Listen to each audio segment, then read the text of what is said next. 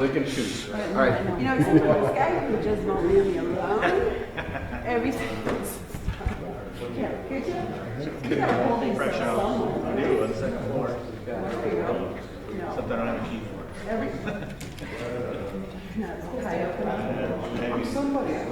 There you go. I got there. I just had gotten in my out of my truck, and all of a sudden they started pulling in. So I ended up hanging up with the first two. So.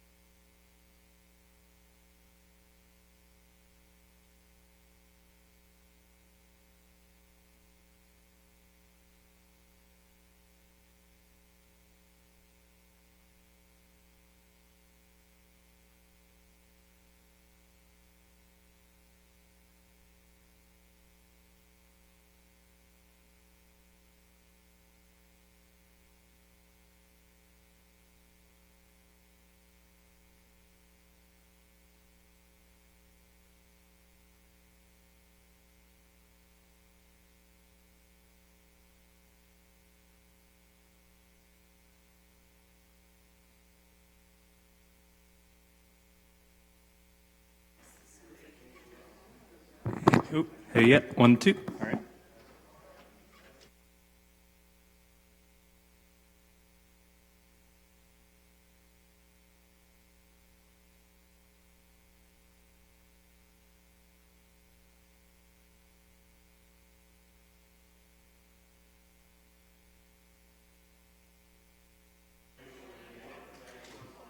One, two, 1, 2, 1, 2. All right.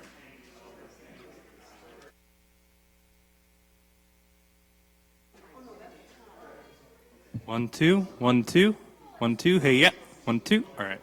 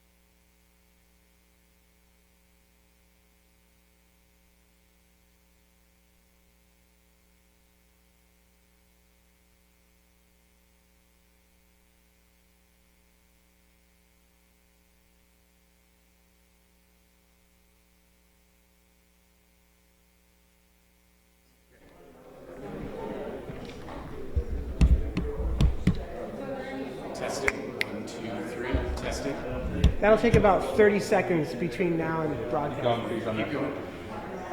A, B, C, D, E, F, G, H, I, J, W, P. Testing. Testing again. Everything is working fine. Just keep going. Keep talking. Okay. 87 years ago, I founded Fathers, and that's about all I know. Testing. Working in the court. If you want. I mean, if you need them, I can do that. If you don't. No, it's a great idea. Okay. Testing 1, 2, 3. Testing. Okay. Just tell me when to move on to the next microphone. Fine. They're all set the same. Okay. All right.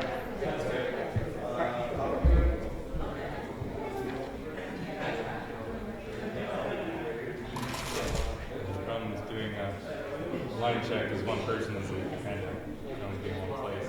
So you want to hear everything this mic, you can't see where the cup's coming out. Did you want this one moved down? Not yet. No, that one's fine.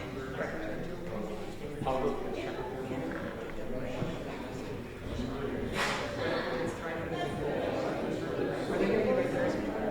No, that one's going to be, they're going to be sitting like right in the middle here, so it's going to be moved in and out.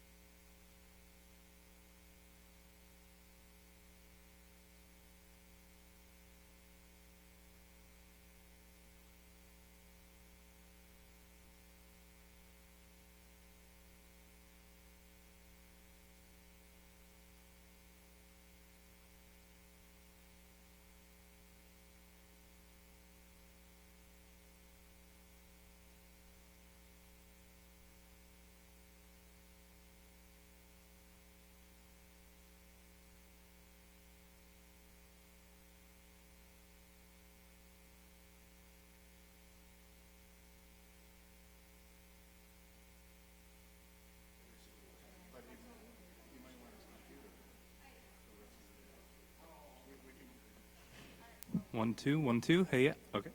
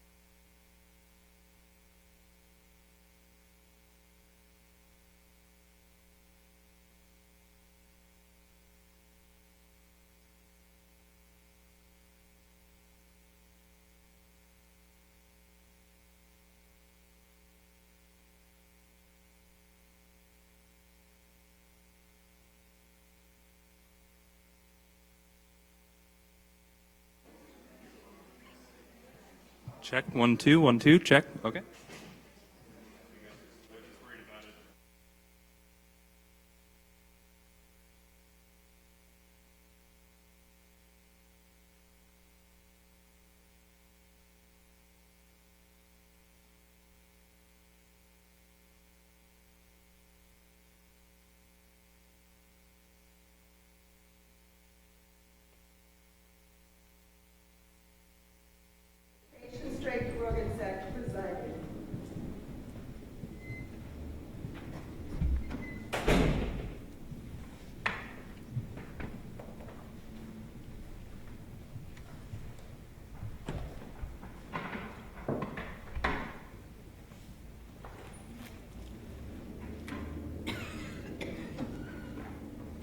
seated.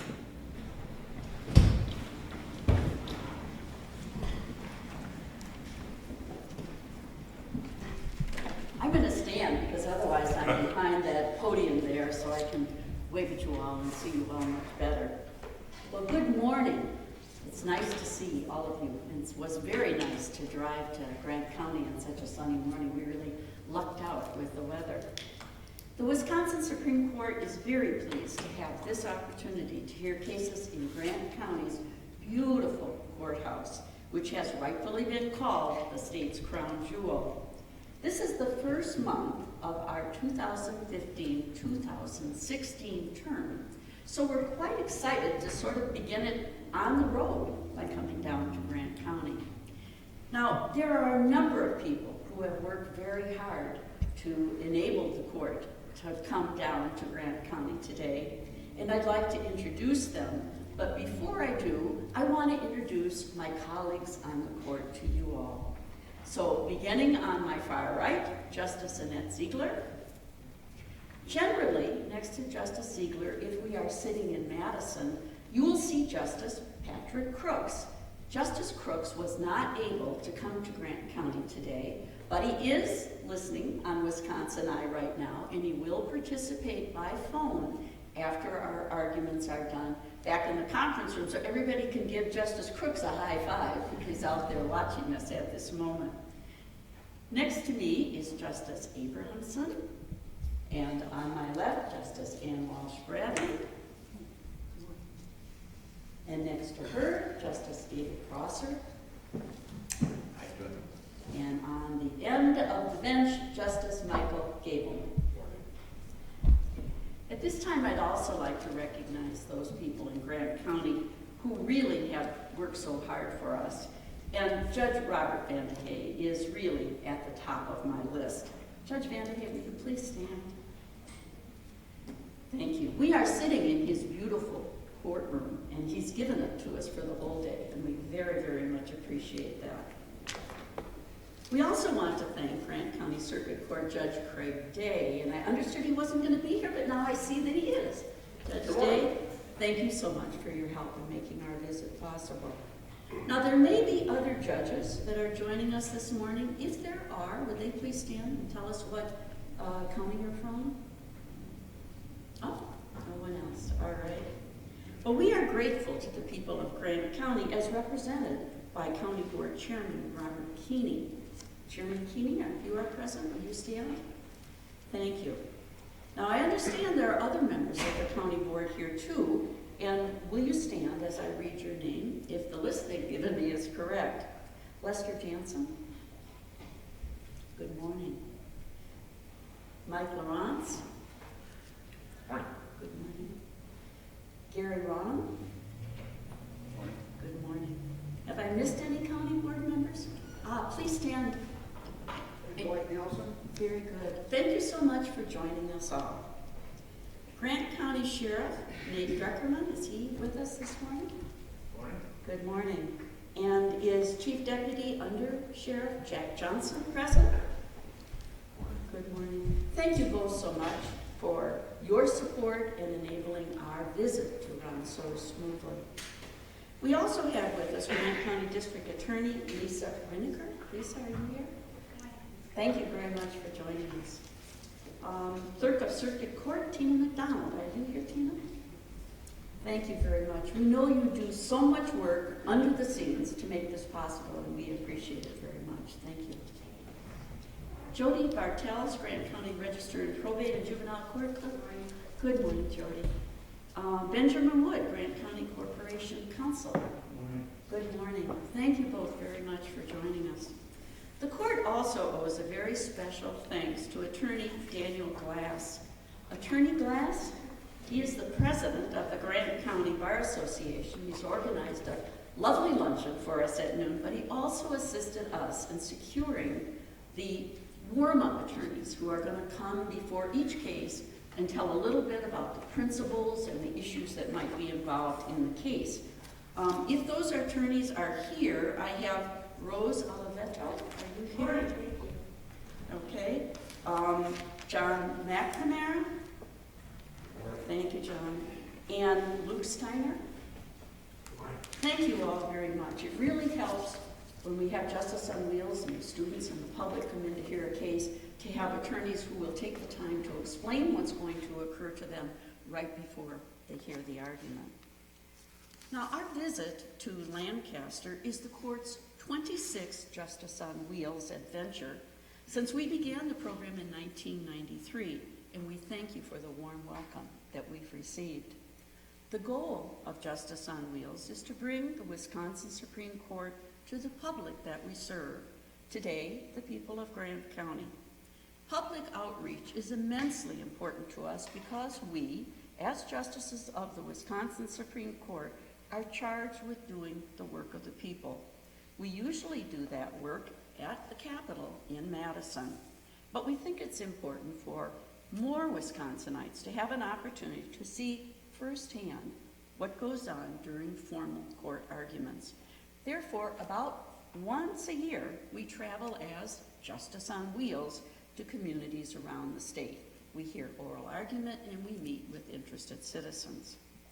Although most of you will never be a party in a legal proceeding, the effects of our decisions go far beyond those who are parties. For example, our decisions often interpret the United States Constitution and the Wisconsin Constitution. Our visit today is particularly special because September 17th, today's date, is Constitution Day. 228 years ago, on September 17, 1787, the United States Constitution was signed in Philadelphia. It may be that there is no more significant day in American legal history. Now, as justices, we take very seriously our oath to uphold the United States Constitution and the Wisconsin Constitution. They are the foundation of our fair and impartial judicial system. We realize also that every person has a stake in our decision, and we want to make sure that you are familiar with and have the utmost confidence in Wisconsin courts. And we think that one of the best ways of doing that is to make it happen by letting you participate more closely with the court in the program of Justice on Wheels. Now, I have to say we are particularly pleased to be here in Grant County because it's clear that the people of Grant County care very much about the courts, and they have a very long and rich history that actually surrounds this fabulous courthouse.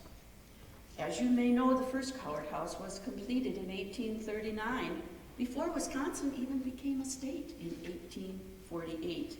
It was just 36 feet square and cost about $3,000. Multiple renovations and additions, including a second courthouse, followed. Then in 1901, the county board decided that Grant County needed a bigger, better, brand new courthouse to serve the needs of the community. So this courthouse was constructed in 1905. That sounds like a simple story, right? Oh, but it was not. Complications arose in regard to the courthouse dome, which we saw when Justice Ziegler and I were driving in this morning. I said, now, you know, I know it's on Maple Street, but I'm not sure the address, even though I've been here before. Oh, she said, well, look for the dome. And then she said, oh, there it is. So the beautiful courthouse dome. The dome, which has been called the state's crown jewel, was almost not built. In 1902, local politicians opposed the plan, saying it was simply too extravagant. The county had allotted $80,000 to construct the courthouse, but moving forward with the octagonal glass and copper dome, as architect Armand Cope designed it, would increase the cost to more than $135,000. Now, keep in mind, that was back in 1905. Initially, critics did succeed in eliminating the dome from the building's plans in favor of a less expensive alternative. But luckily, there was a Grant County judge at the time, Judge Clemenson, who foresaw the importance of having a beautiful dome atop the courthouse. At the ceremony where the cornerstone was laid, Judge Clemenson gave a stirring address to the citizens of Grant County. He pleaded with them to increase taxes in order to raise money for the dome. He spoke of how the dome would symbolize the times and the people of Grant County, and how future generations would look at it and say, see what our ancestors built for us. Well, the people were persuaded by Judge Clemenson, so taxes were increased and the dome was built. I must say, that was a pretty significant feat to get people enthusiastic about paying more taxes. But that is what the early residents of the county did, and see what they built for all of us. They constructed a building so extraordinary that it is now listed on the National Register of Historic Places. Now, the concern for justice in Grant County did not stop with Judge Clemenson's commitment. Today, we are privileged to have not only a beautiful building, but one that has state-of-the-art technology needed to meet the modern performance standards of our courts. We thank the county board members for their vision and their sound judgment in supporting the courts today, just as the county board has in the past. I'm going to leave you now with one of my favorite quotes from Dr. Seuss. Now, he's someone that I read often to my 3 children, but I have to tell you, I've never quoted it in a speech where I'm giving it as a member of the Supreme Court. But the quote goes like this: unless someone like you cares an awful whole lot, nothing's going to get better. It's not.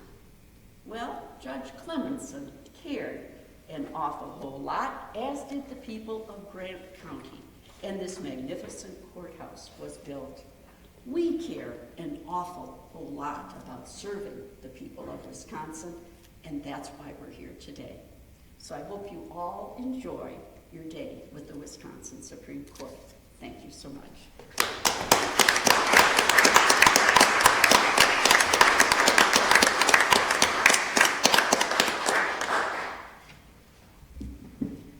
We will now adjourn and chat a little bit. We'll have the warm-up attorney for the first case come up and begin to talk about that. I think we may be having some students come in to join us in a little bit, and we look forward to seeing you soon again. Thank you.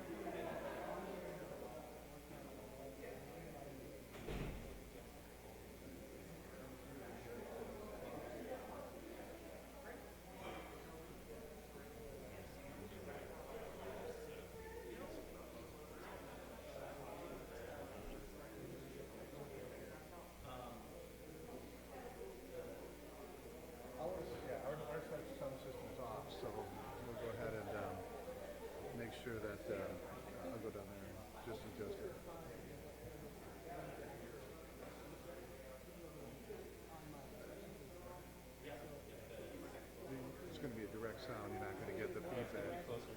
She just gave that standing up with the binder in her hand between her. Okay. So what they were probably getting was the speaker through the microphone or something instead of. Well, that again feedback. Oh. I mean, they're getting the sound of all of the live mics in the room. The sound from everywhere. And are these all on it all the time, or are they voice activated? They are going to be on.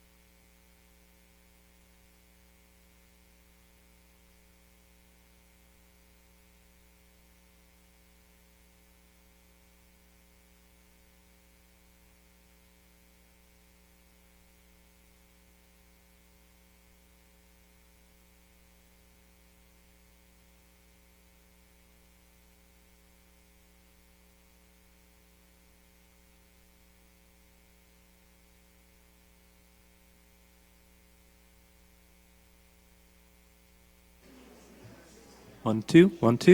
All right, cool.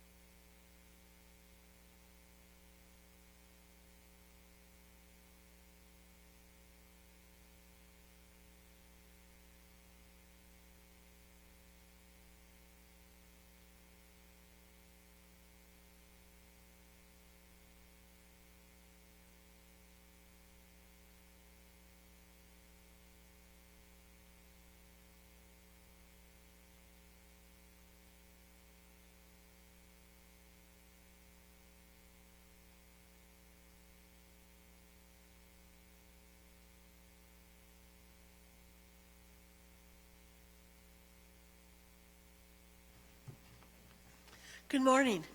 My name is Rose Olivetto. I'm with the Public Defender's Office. My office is in Lancaster, and I represent people who are too poor to hire their own attorney on criminal charges. This case this morning that I'm going to be introducing is State versus Lamir, and it's a criminal case. When a person is charged with a crime, allegedly for violating the law, the case starts in trial court. Mr. Lamir was charged with sexual assault of a child under the age of 13, reckless endangerment, strangulation, suffocation, and 2 batteries. And I understand we have some attorneys from Pakistan, they're prosecutors, and some students. So I'm just going to give you a little lesson on the criminal process so you understand all of that from the beginning. A defendant can decide to go to trial on the charges or plead guilty to a plea agreement. The trial takes place only in the trial court, where the court or jury hears the facts of the case through witnesses. And witnesses, of course, are people who have heard something, saw something, or know something about the case. And both sides present their witnesses and their evidence to a judge or a jury. It's at that point that the judge or the jury decide whether or not the person is guilty or not guilty.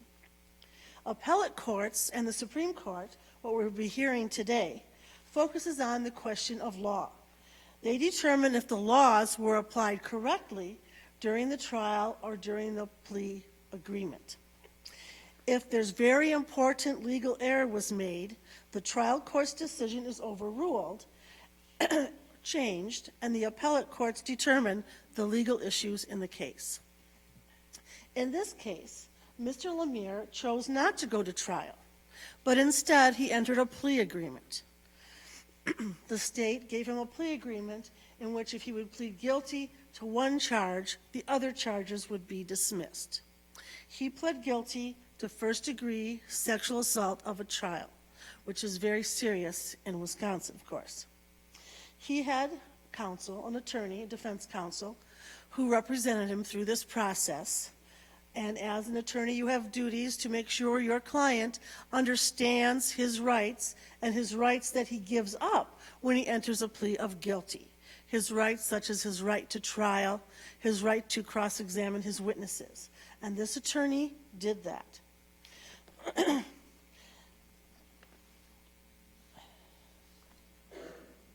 In this case, Mr. Lamir then pled guilty to the charge of first-degree sexual assault, and he was sentenced to 30 years confinement in prison with an additional 15 years extended supervision, which is like probation.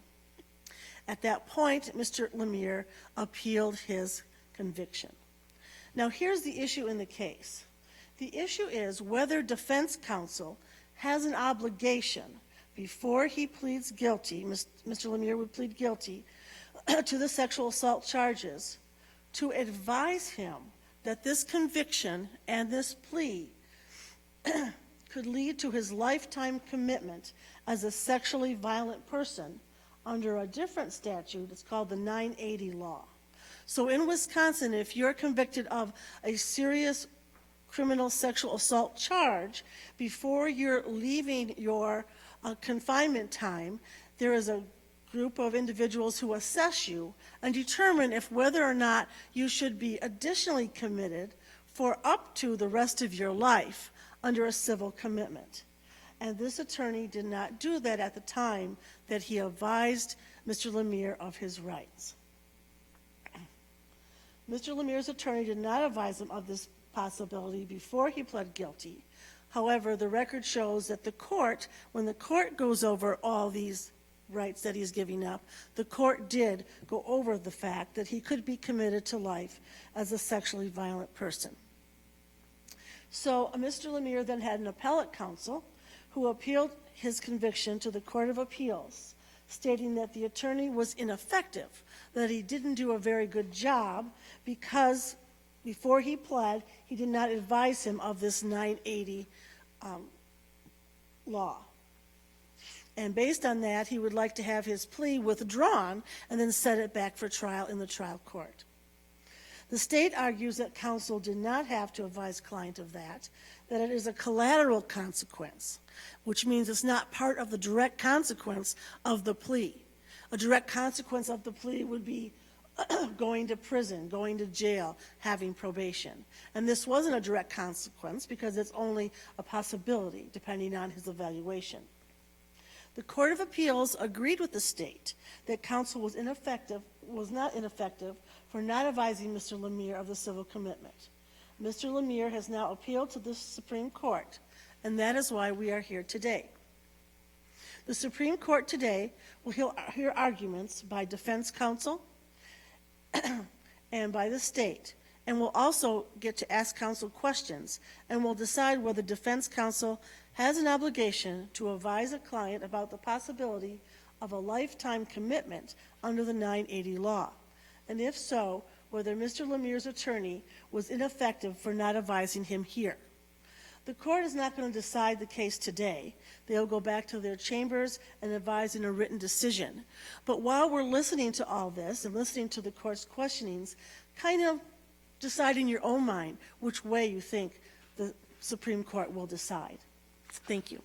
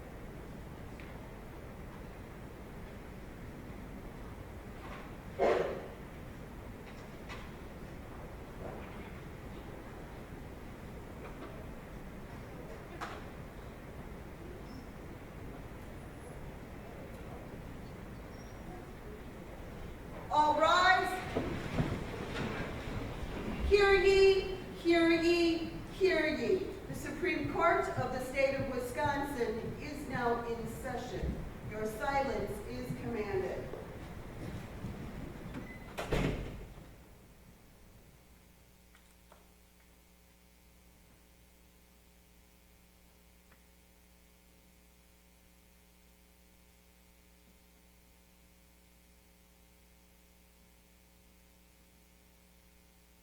Be seated.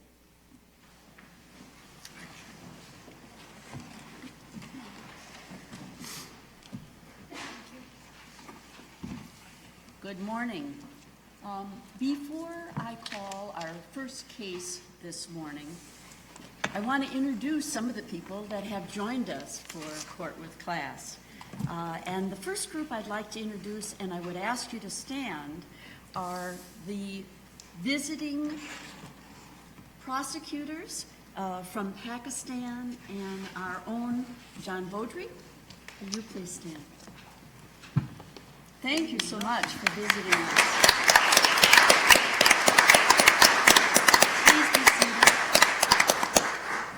Please be seated. We also have with us Platteville High School's AP Government class with their teacher, Garrett Jones. Are they here? Will you please stand?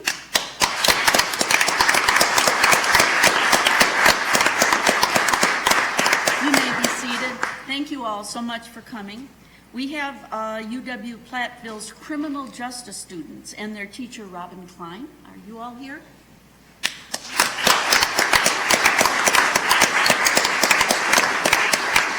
Thank you also for coming. You may be seated. And then we have Hannah and Mary Sargent, who are home tutored students. Are they here this morning?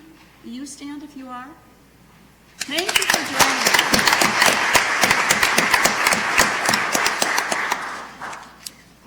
I will now call our first case, State versus Lamir, case number 13-2433. Counsel, are you ready to proceed? Please begin. Your Honors, Edward Hunt appearing on behalf of the petitioner, Stephen Lamir. The facts before the court, at least transparently, are as follows, distilled to its simple essence. Stephen Lamir, Stephen Lamir, I do more trial work than appeal work, sorry. Don't let you wander. Okay.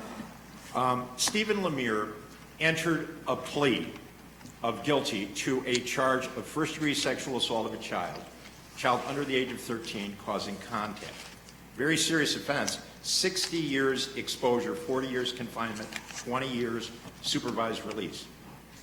He entered that plea, and it is the contention of the defense that at the time of that plea, he was not aware, as attested in his affidavit, that he could be subject to the possibility of commitment under what's known as the Sexually Violent Predator Act, more commonly Chapter 980. Now, during the plea colloquy, and I'm just going to advance an old saying that a Texas lawyer once said at a seminar, that don't be afraid to advance your bad facts. Well, the state believes that my bad facts are that the trial court did reference, and I acknowledge this, it's quite clear from the transcript, did reference to Mr. Lamir that there was this possibility of commitment without explanation. The trial court also advised him of other consequences to the plea, asked him if he understood, and again, Mr. Lamir said, or acknowledged, yes, I understand, and no, it's not making any difference. I submit to Your Honor that the time to find out about whether you could be committed, and I want to underscore this, possibly committed indefinitely, which I read as lifetime commitment, the time to learn that is when you are making that type of decision with your trial counsel, a confidential exchange where you were informed of the consequences of your plea. Now, 10 or 15 years ago, I will acknowledge we might not be having this discussion. Why not? Because there wasn't the Padilla decision. And I think Padilla educated trial court practitioners as defense attorneys and also prosecutors and courts, probably a lesser extent trial courts, and I'll explain that as I expand, that they have a new obligation under Padilla to make sure that their clients are aware of the possibilities of consequences, whether you use the phrase. Yes, Mr. Honor. Thank you. The part of this case that jumps out to me is not the severity of the possible consequence. I don't think anyone could argue about the severe restrictions on the liberty of a person committed under Chapter 980. But it seems to me that there are two parts of the test, and I'm going to be interested in your take on how Chavez, when considered with the language in Padilla that you're talking about, goes to, and you've used the word at least twice now, perhaps more, I wasn't counting at first, possibility, the possibility of a 980. When it seems to me that there are two parts of it, severity being the second, direct consequence being the first. And I think in Chavez the line is something like, in Padilla we did not issue the direct collateral analysis that has been traditionally applied. That's the part that I'd like to focus on for my questions here at this time, and get your responses to. The state points out that of all the people who are convicted of a crime that could qualify them for a 980 commitment, something like 4% are the subject of a 980 petition. So about 96% are not. So how does that relate to the direct consequence of deportation in Padilla as opposed to the possibility? And what kind of analysis are you asking us to use in that regard going forward? Is possibility enough? Yes. I think possibility is enough, Your Honor. And what case do you have that helps you with that? I think Padilla helps me. I don't think Chavez, excuse me if I mispronounce it, necessarily destroys my argument for this reason. What drives Padilla, what drove Chavez, and it's important to take a look at Chavez from the scope of how it got there. Chavez was arguing, hey, apply this new rule of Padilla to me. That's what Petitioner Chavez was saying to the Supreme Court, said in the Seventh Circuit as well. Apply it to me. The Supreme Court said, no, we're not going to apply it retroactively. I think, Your Honor, if a consequence is severe, that changes everything. And I don't believe my reading of Chavez is incorrect when I unpack it in this way, so to speak. Chavez does not overrule Padilla. Chavez is, for lack of a better phrase, an addendum to Padilla. What still stands as good Supreme Court precedent is we're no longer going to be handcuffed. Courts of review are no longer going to be handcuffed by distinctions such as, is it direct, is it collateral? Now, what I am not saying is this, that I expect a trial court to have a laundry list of consequences that they've got to inform a defendant of. No way. I'm not even talking about the trial court's consequences. The car I'm driving, so to speak, is the Sixth Amendment car. It's not the due process car that, many Wasn't Padilla a Sixth Amendment? Yes, it was. And wasn't Chavez a Sixth Amendment? Yes. And isn't this case a Sixth Amendment? Yes, it is. All right, so let's not talk about due process unless you have to. Oh, okay. Because you're basing all of this on ineffective assistance of counsel for failing to state a potential consequence. Yes. And I understand the whole point of Chaidez was whether or not Padilla was retroactive. Yes. And the court said, with some dissent, it is not retroactive, right? That's correct. And both Chaidez and Padilla involved deportation of, possible deportation of the defendant because of his status in the country. Yes. All right, this is not directly on all fours with either Chaidez or Padilla. No, right? you're right. Because this is a 980, right? Yes. Okay, now, the state says, as Justice Gableman told you, it's a 4% chance, theoretically. Do you agree with that? I don't know, judges. I'm don't going to know take, either. I'm going to take the state's assertions in their brief Yeah, at but- their word, but but it doesn't they- change my position. But, that's right, but because for your defendant, it might be 100%, You bet. because there's only one. Yep. And that's the one you're dealing with, right? That's the only one I'm dealing Okay. with.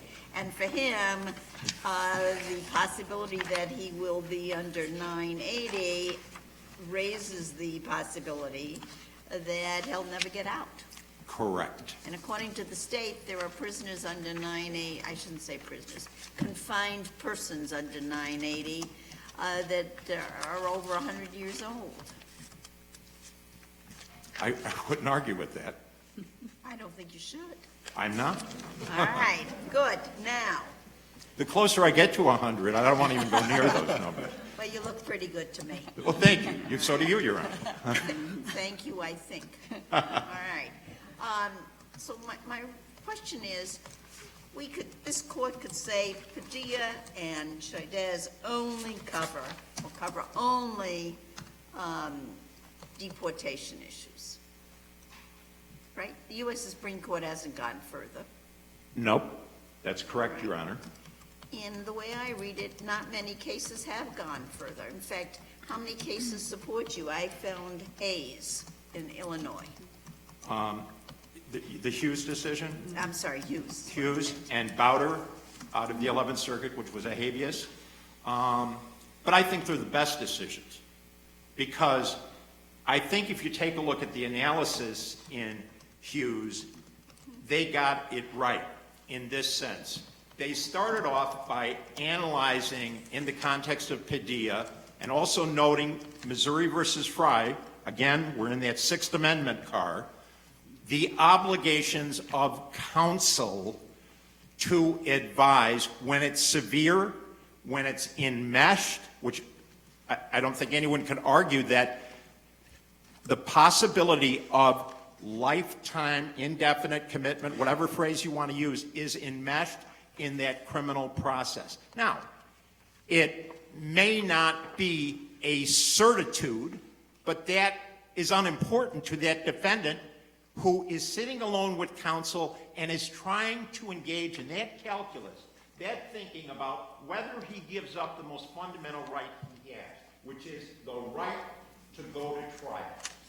And if that defendant is sitting there in the quiet and calm of reasoned discussions with his counsel, and counsel is presenting just this information, as I read the statute, chapter 980, this offense, first-degree sexual assault of a child under age 13, is a predicate offense. You could get committed indefinitely. The law says that. You should know that before you make this decision. Because the defendant might say, well, wait a minute, as in this case, well, wait a minute. They're recommending 30 years confinement. That was the plea deal. They were going to cap it at that. And on top of that, are you telling me after I'm done with this 30 years, they could file a petition and I could be committed longer? Well, no. I want to go to trial. And that is the defendant's right once he's presented with information. Now, as Hughes notes, as I noted in my brief, I think Missouri versus Fry helps my argument that this is just not a problem of deportation. It's a problem of the obligations of defense counsel, not the court, defense counsel to advise a defendant of all severe consequences he could face. How many collateral consequences are there in Wisconsin for conviction of this kind of crime? As I see it, only two: sex offender registration and sexually commitment under Chapter 980 as a sexually violent person. Well, I read somewhere, and I'm sorry I can't pick it up at the moment, that if you do a count of all the consequences, so we're extending it all the way out, it can run almost 80 or over 80 of consequences. And you've picked the most severe one of 980, but there are collateral consequences all over the Wisconsin statutes. There are 5 volumes of Wisconsin statutes, and they range from getting a license for this, that, or the other thing. There's a registry that has a lot of consequences. Yes. Where a person can live has consequences. I mean, they're just, I think the number given in the American Bar Association, if I remember it correctly, had 88. I thought the ABA had a list of all the collateral, I'm using collateral in quote marks here, collateral consequences, and there were 88, I don't know if that's a right number or not, of consequences in Wisconsin. So do you expect the defense counsel to talk about all of the consequences? No. No, okay. I only expect, oh, I'm sorry, Your Honor. No, go ahead, I want to know what you expect. I expect defense counsel to tell his client about possibility of commitment under Chapter 980 and sex offender registration. The court is absolutely correct. There are a myriad number of other consequences, and maybe I phrased it wrong, but I view the 2 most important as sex offender registration. Yeah, and you don't have to deal with the other 85. No. Whatever the number is. No. Because you've got very serious ones here. Right. Right. Now, I said I put collateral in quotes, and that's because historically, before Padilla, the issue is what's direct and what is not direct. Right? Right. Collateral. Right. And the rule of law, broadly stated, was if it's collateral, court didn't have to do it under, talk about it under due process. Apparently, maybe neither did the lawyer, right? Yes. Because the lawyer can't be held to know every one of the 85 consequences in the statute books, right? That's correct. I thought that the Wisconsin legislature was being asked to put all collateral consequences in one chapter or one section. Do you know anything about that? No, Your Honor. Okay, well, we'll ask the representative of the Attorney General's office about that. Can I just add to something you said? The court is absolutely correct. If you take a look at State versus Myers, which I believe the trial court latched onto in saying, well, we accept what you're saying is true, Mr. Lamir. You weren't told this. You would have gone to trial if you had been told about lifetime commitment as a sexually violent predator, but it's a collateral consequence. I think Padilla changed things. It may sound like a broken record in reiterating that, but that's why State versus Myers, I asked this court to overrule that, because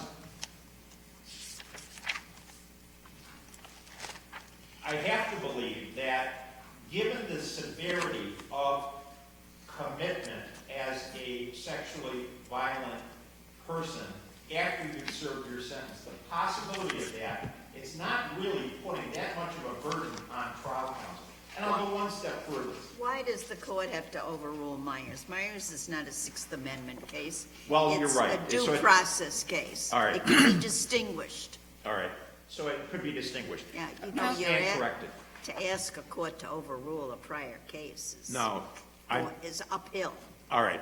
I'm sorry, I take that back. Right, good idea. Amanda. And that's a Court of Appeals case, but that doesn't mean anything in the sense Right. of overruling, because it's precedent under the statutes. Overrule was definitely the wrong verb. Counselor, I'd like to move you off of the issue you've been talking about, and this was a denial without a hearing. And one of the issues you raised in your brief is that there should have been a hearing, not just a moving forward by the circuit court. Do you want to address that, please? Yes. I believe that if you take a look at the cases, Burton, Nelson, Bentley, they put a burden on a defendant to make a showing to get an evidentiary hearing. I believe Mr. Lamir made that showing. And I guess in essence, Justice Rogan-Sack, that's what I'm asking, a remand for an evidentiary hearing, so that we have a complete record here. Mr. Lamir, as the court is aware, didn't have an evidentiary hearing. I believe he made a showing, not through conclusory allegations, but from factually based assertions that created an issue of controversy. So. Counsel, I want to sort of step back in time and be in the shoes of defense counsel and Mr. Lamir and the court on the day when this plea was taken. There was a plea agreement, right? Yes. And the plea agreement was that if he would plead to the first-degree child sexual assault, that the state would dismiss and read in second-degree reckless endangerment and the other count 3 of strangulation and suffocation, right? Yes. But the court could consider those things for purposes of sentencing. And then there was another felony matter that was dismissed and read Yes. in? Yes, Okay. I think a battery, substantial battery, something like And then to the extent there was an agreement, the state agreed, yes, we should order pre-sentence investigation reports so that the judge will know, what information there is to know about this defendant. But we agreed to cap our recommendation to the court at 30 years of initial confinement, right? that is correct. Okay. And so Mr. Lamir is around, how old is he, 25? He was either 25 or 26 at the time of the plea, I think, which was in 2012. And so they know that, 30 years of initial confinement is what the state's agreed to recommend. The court actually goes along with that and then puts on an additional 15 years of extended supervision. So what exactly should counsel have said to him, knowing that he's 26 and it'll be 55 before he's starting to get out, with a possibility of it really being more like 70 or maybe even beyond? What exactly is the advice that counsel should have known to give him about the law when he would be getting out? All right. Counsel should have advised him that under Chapter 980, there is a possibility that a civil commitment proceeding could be launched against him and he could be committed indefinitely even after that 30-year initial confinement period is done. I mean, look back 30 years, that law wasn't in place. A lot of laws weren't in place. You're saying under the law as it currently stands, if it's still around and hasn't been changed, and even that law has changed a lot in the last 20 years, 10 years, really. What exactly, he should advise him that if today you were going to get out of jail on your 30-year prison sentence as a minimum, that then you would have the chance of being subject to a civil 980 commitment.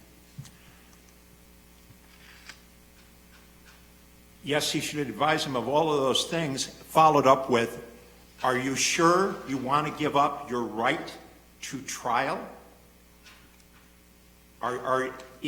So that he's aware. The important thing, as I see it, Your Honor, is whether the defendant is aware of a severe consequence that possibly attends his entry of a guilty plea.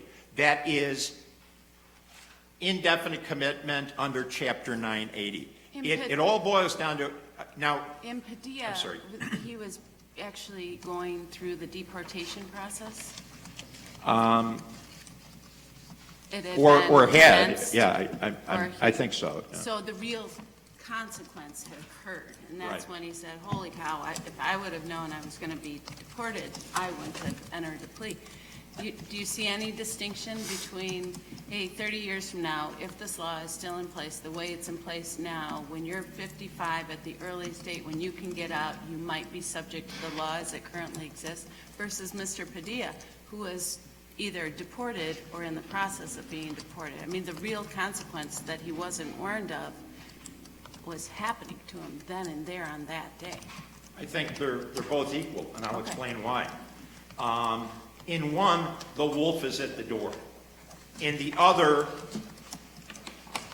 there is this law that he should be aware of.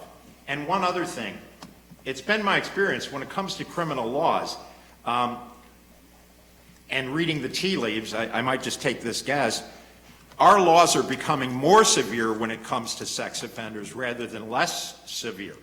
And that seems to be a majority sentiment. And I don't see the sex offender commitment statute being repealed even in 10, 15, 20 years. But that's really not the essence of my contention. The essence is in that room, in that jail cell, in that office where defense counsel is having that private conversation, that risk-benefit analysis that every defendant is entitled to know. Here is the offer, but here's something else you should know. There is this possibility. Well, that's when the important discussion should be made, because that's when a defendant makes up his mind, well, I'm either going to take the offer or I'm going to say pound sand. A patent example, Missouri versus Fry, which entered this new era of constitutionalization of plea bargaining. By the way, as a defense attorney, I'm glad we're in that era. But the important for me of Missouri versus Fry is this. The defense counsel didn't tell his client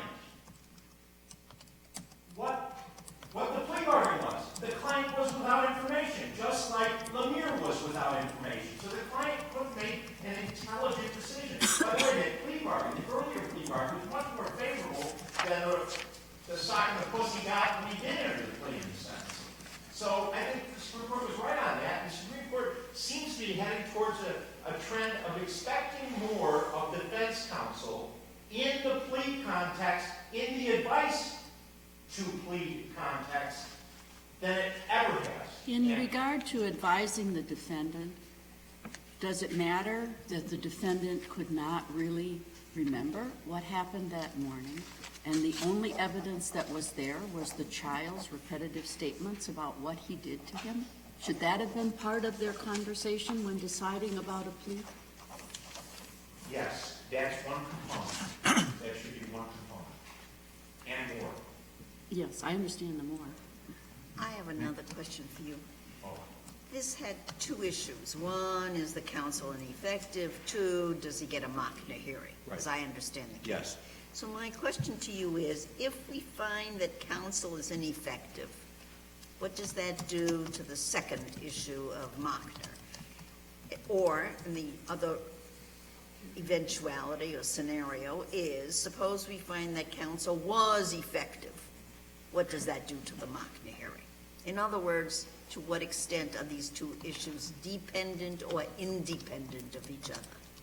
Well, if the court finds the trial counsel is effective, there's no going back for a hearing, as I see it. Right, that's what I think, but I wanted to make that clear. Right. I think Justice Prosser would want to ask you a question, too. Well, we're not If you're done. finished with, I know, just a minute. If you're finished with your answer to Justice Abrahamson, are you done or not? I was going to Go handle ahead, then. the If other you're- part of it. I'm which sorry, I you're not think- done, you go right ahead. Oh, thank you. I'm in my red zone. But You are. All right. You started a question. if the court were to find that counsel was deficient or ineffective, that he didn't meet the standards and that the defendant was prejudiced, I suppose the remedy would be vacation of the guilty plea and send it back to the trial court. That's really my question is, therefore, you know, why do we really ever get to the second issue of Mockner? No, if he's ineffective, the guilty plea gets unbundled and vacated, and he is sent back to the circuit court in Clerk. Thank you. Okay, Justice Prosser. Would it be fair to say that the rule that you're seeking is that every time a defendant is considering a plea to a sexually violent offense, that is when defense counsel must advise about 980 potential consequences? Yes, beforehand, yes. Okay. As part of the request. In every single case? Yes, Your Honor, every single case. Okay. Now, in this particular case, the plea bargain talked about, as Justice Siegler indicated, there were offenses that were dismissed or read in, but the potential consequence was a recommendation for 30 years. There have to be plea bargains where the recommendation is going to be a lot less than 30 years. So in the risk-benefit balancing analysis, if you scare someone about possible lifetime commitment over, say, an argument for a 5-year sentence, I mean, doesn't that change the risk dramatically?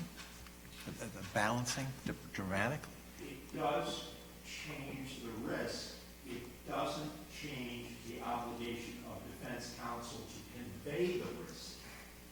See, Your Honor, all I'm saying is let the client decide on the basis of all available information. If, let's say in context of the 5-year recommendation, which is what we call in the parlance of a courthouse for this type of offense, a gift shop, if you know what I mean. And if it's a 5-year recommendation, if that's what's out there, you're still obligated to say, and you should know, that there's still a possibility of indefinite lifetime commitment under Chapter 980. It's just requiring that that information be conveyed to the client so the client has that as part of his or her calculus in making that decision to plead guilty before they even walk into the courtroom. Now, the client may say, Your Honor, that's a risk I'll take. 5 years sounds pretty good. I'll take this. But you see, he's made it, and it's by informed advice of defense counsel. Thank you, counsel. I think we're out of time, but we'll be back to you in rebuttal. All right. Thank you.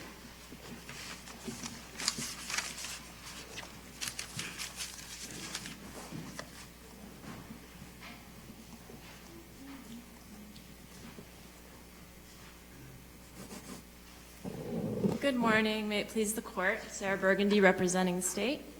I'd like to just address a few series of questions that came toward the end of my opponent's argument. And just want to reframe what the issues the court's deciding here. The issue is whether it's possible that counsel's failure to warn of Chapter 980 can be a basis of ineffective assistance. This court is not determining whether trial counsel was effective or not. If this court decides that, yes, that could be a basis for it, it needs to go back for a Mockner hearing. There can't be a finding of ineffective assistance, deficient performance, without hearing from trial counsel. And I'd remind the court that here, all we know is that defendant is alleging that he did not receive the information about Chapter 980. We have no idea what counsel would say to that, whether he would deny it or say that he gave the information. So just to reframe the issues.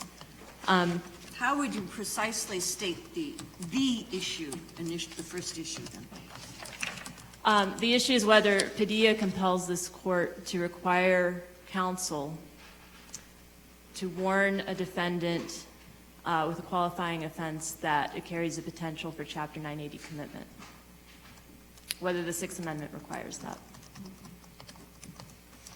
As you stated it, you were putting the two issues together, Mockner, and you disagree with defense counsel as to what happens if it's ineffective assistance of counsel. Correct, and it's I not quite understand that. together. I think there's still an issue of whether he pled, Right. he appropriately pled the But so. if the court finds there was no ineffective at counsel, or put it positive, if the court finds counsel was okay, you never get to Mockner, do you? Well, no, but I think the question is whether the first question is just whether it's possible. The second question is whether he adequately pled. Good, okay. I mean, we don't decide adequately, please, that's the Mockner part. Well, we look at what the circuit court did. So the circuit court denied the motion without a hearing. So the question is, if he adequately pleaded, entitling him to a hearing, that would have been error.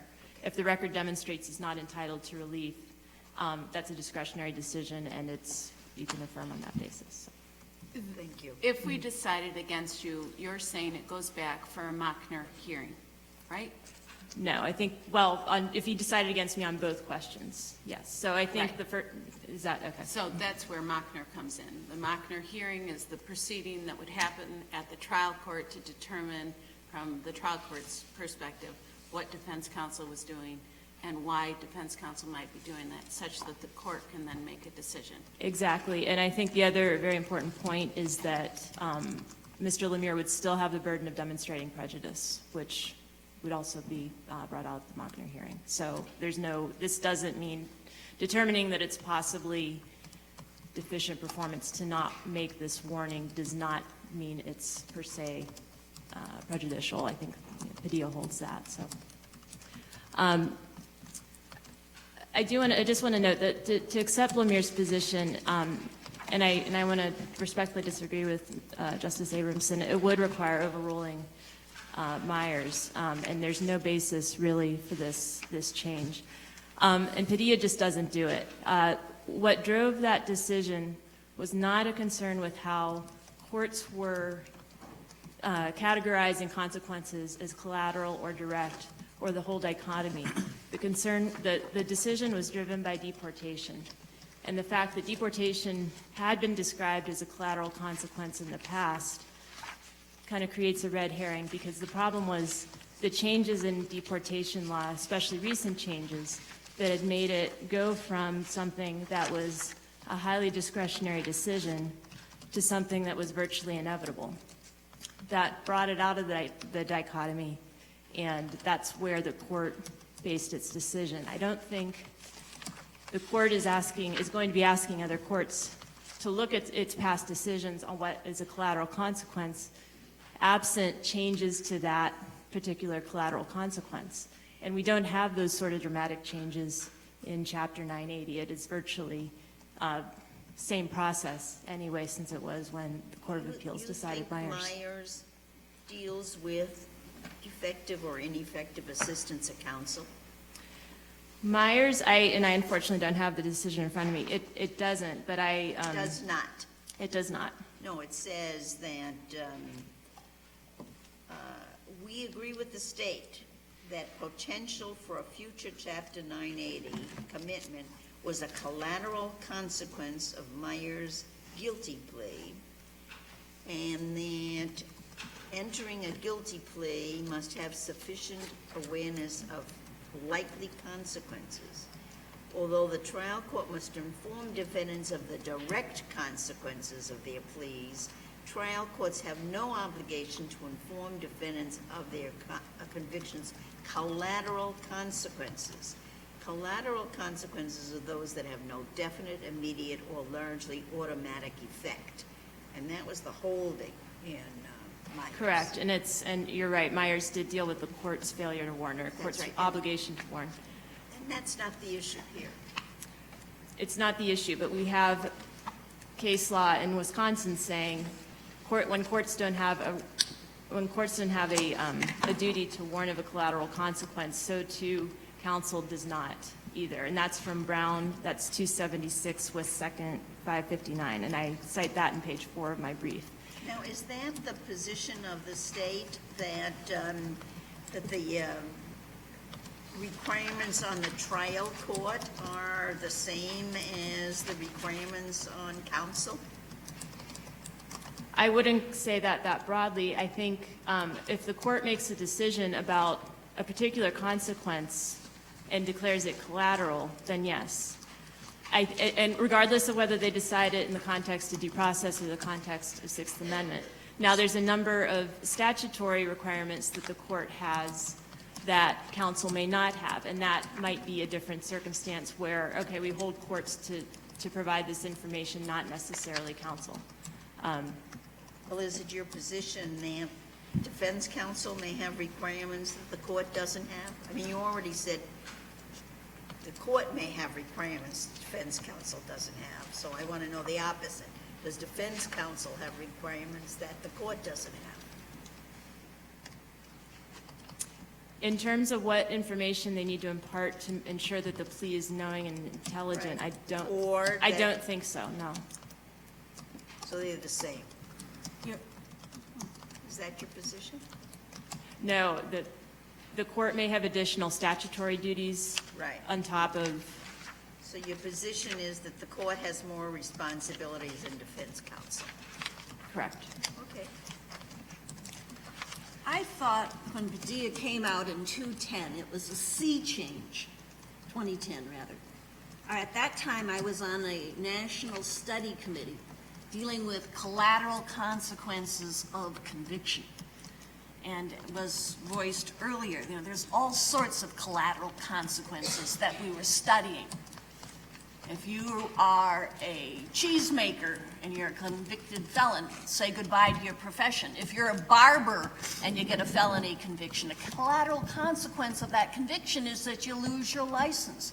There are well over 100 regulatory collateral consequences of conviction with regard to employment in this state, let alone housing, financial aid for education, all sorts of collateral consequences.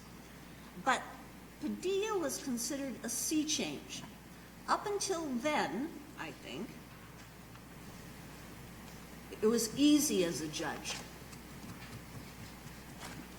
It was black and white. Padilla opened that up. As I read Chavez, as it explains Padilla, it says there in Padilla, we looked at the special nature of the offense.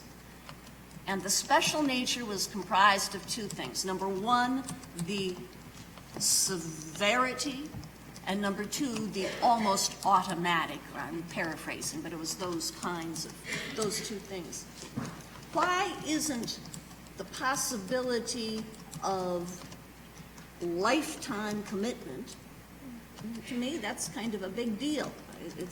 It's a big deal to lose your license for livelihood if you're a barber, but it's a bigger deal if you're going to be confined for life. Why isn't that a sui generis category like deportation? And I think just because it's not an automatic. The automatic part is the qualification, the initial qualification that you initially get screened for it. But that's not the severe consequence. The severe consequence would be the ultimate commitment. But it's unlike deportation. There's not a three-step process where you get screened out. There's not a special purpose evaluation made. There's not a separate determination that you have an underlying condition. That's an addition to the conviction. I understand that, but And bottom line is this. Isn't the bottom line a lot of folks who are here in this country undocumented, and the Padilla case dealt with undocumented immigrants. A lot of folks can be convicted and they're never deported. You know, what's this automatic stuff? There are a couple of offenses that say automatic under the regulations, but most aren't deported. But the Padilla warning is required. Well, I think a fair reading of Padilla, the court disagrees with your characterization that many people aren't deported. I think that was the whole point, was that It's virtually, I mean, they just kept repeating, it's virtually automatic, you're deported. It's not you're considered for deportation, it is you're removed from the country and you can't come back. It is a Byzantine area of the law, I think, immigration laws. So but it's my understanding is very, very in need of greater study. But it's my understanding that there are only certain offenses that are automatic or qualifying for automatic. For deportation? Yeah, that's But yes, a lot that's of correct. but nevertheless, the Padilla warning is required. It is required when it's clear. I think my understanding of Padilla is the court said when it's clear, you need to say it. If it's not clear, you need to say there's a risk. And and that's, I guess, the question that this court was considering last term in Shada and the other case of just what that warning needs to be, especially in circumstances where it's a crime of moral turpitude and that sort of thing. Could I ask you a very unfair question? Of course. Do I have a choice? There's no choice. That's distinguished from the other questions that are fair. If you changed your distinguished career with the Department of Justice and went into representing criminal defendants, and you had a case of a defendant who was charged with first-degree sexual assault of a child, would you advise that defendant about potential consequences after the criminal term with respect to Chapter 980? I would. And let me frame that as, not to toot my own horn, but I think I'm a responsible, good lawyer, and I think that's a good practice, yes. But the question isn't whether it's a good practice, it's whether it's competent. And there's a range of advice and there's a range of actions by counsel that may not reach good practice or best practice, but that is still constitutionally competent. Why would you advise your defendant of that? If my defendant was facing a crime that was I believe is defined as the initial qualifying offense, basically just to inform him of that possibility. That's specific to that offense. Would it be fair to say that most defendants would probably want to know that information?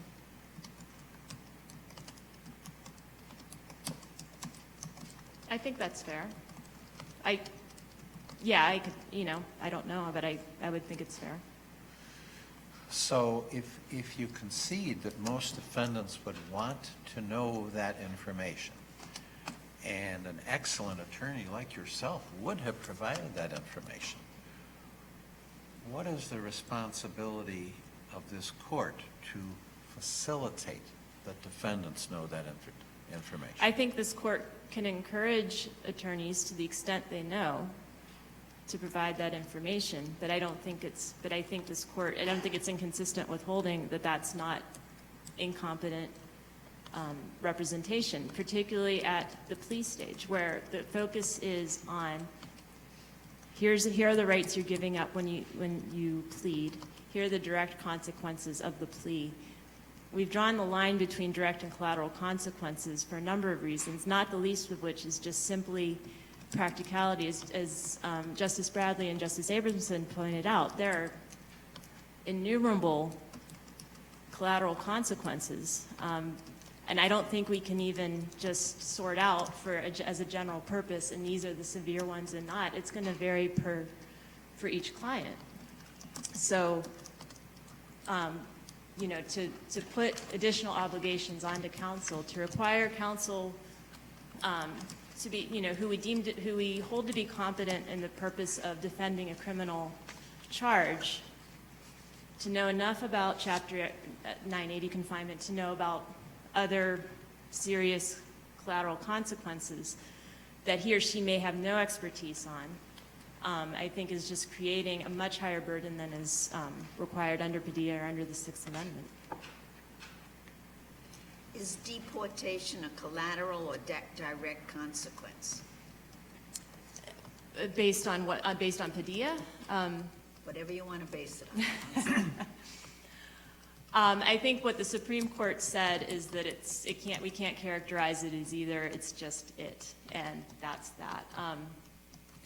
I think given that the legislature has deemed it important enough for the court to include a deportation warning to people, and that, that there is now a Sixth Amendment right to it, to have your counsel warn you of it, it's effectively direct, I think. The reason for my question is that I think that Padilla therefore says you can't just categorize it direct or collateral. Sure.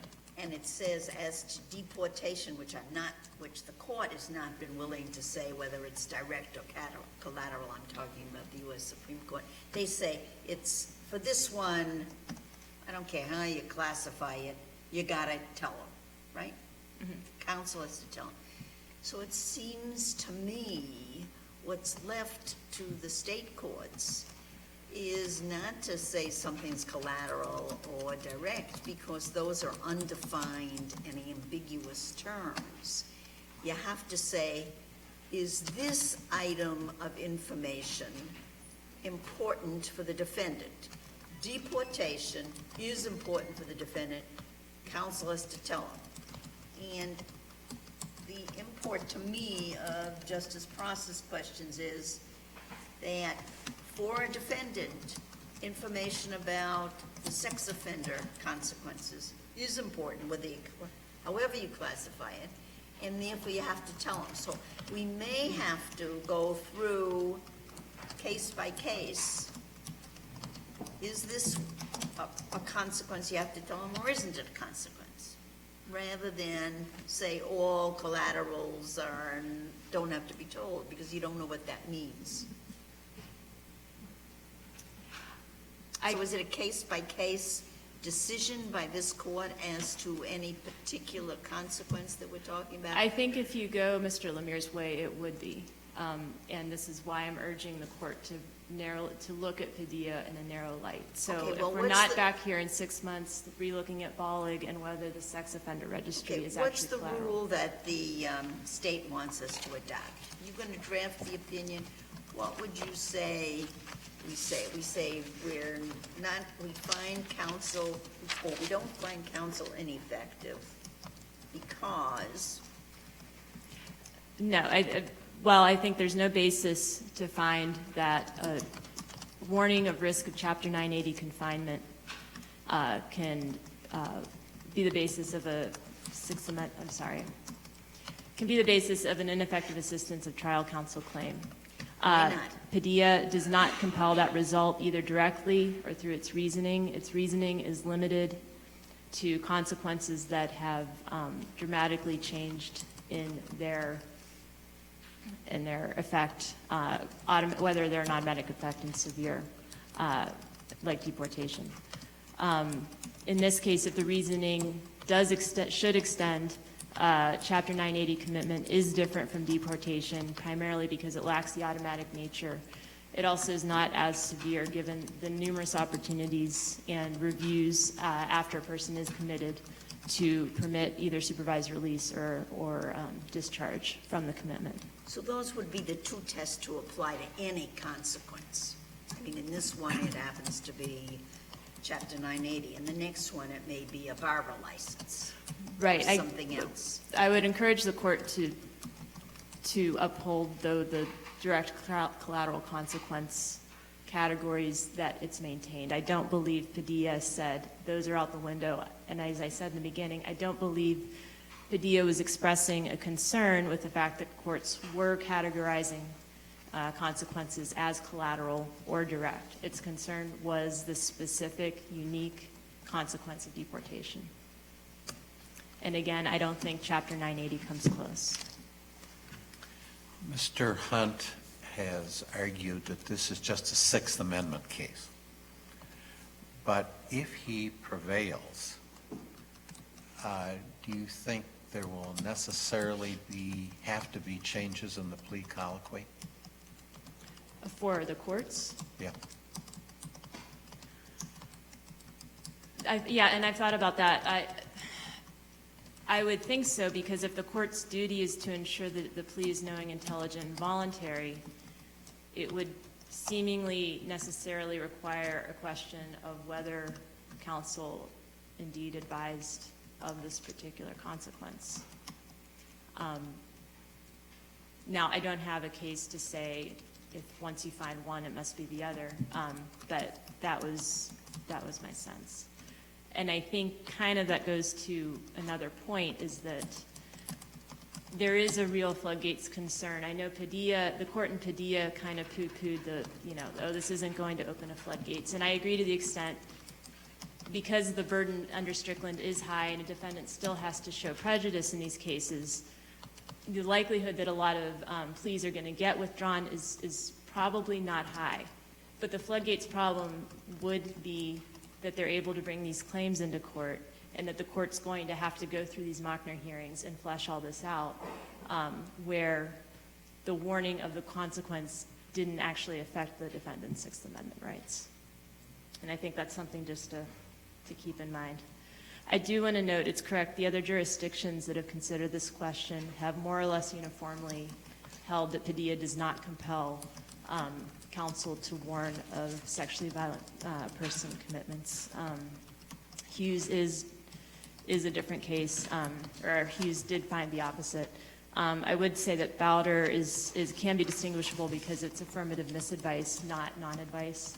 I do think that's still a distinction. And what else did I want to add? I think also, if the court is going to go Mr. Lamir's way, it does need to be clear on what precisely that advice may be, and I think that's a tricky, tricky path.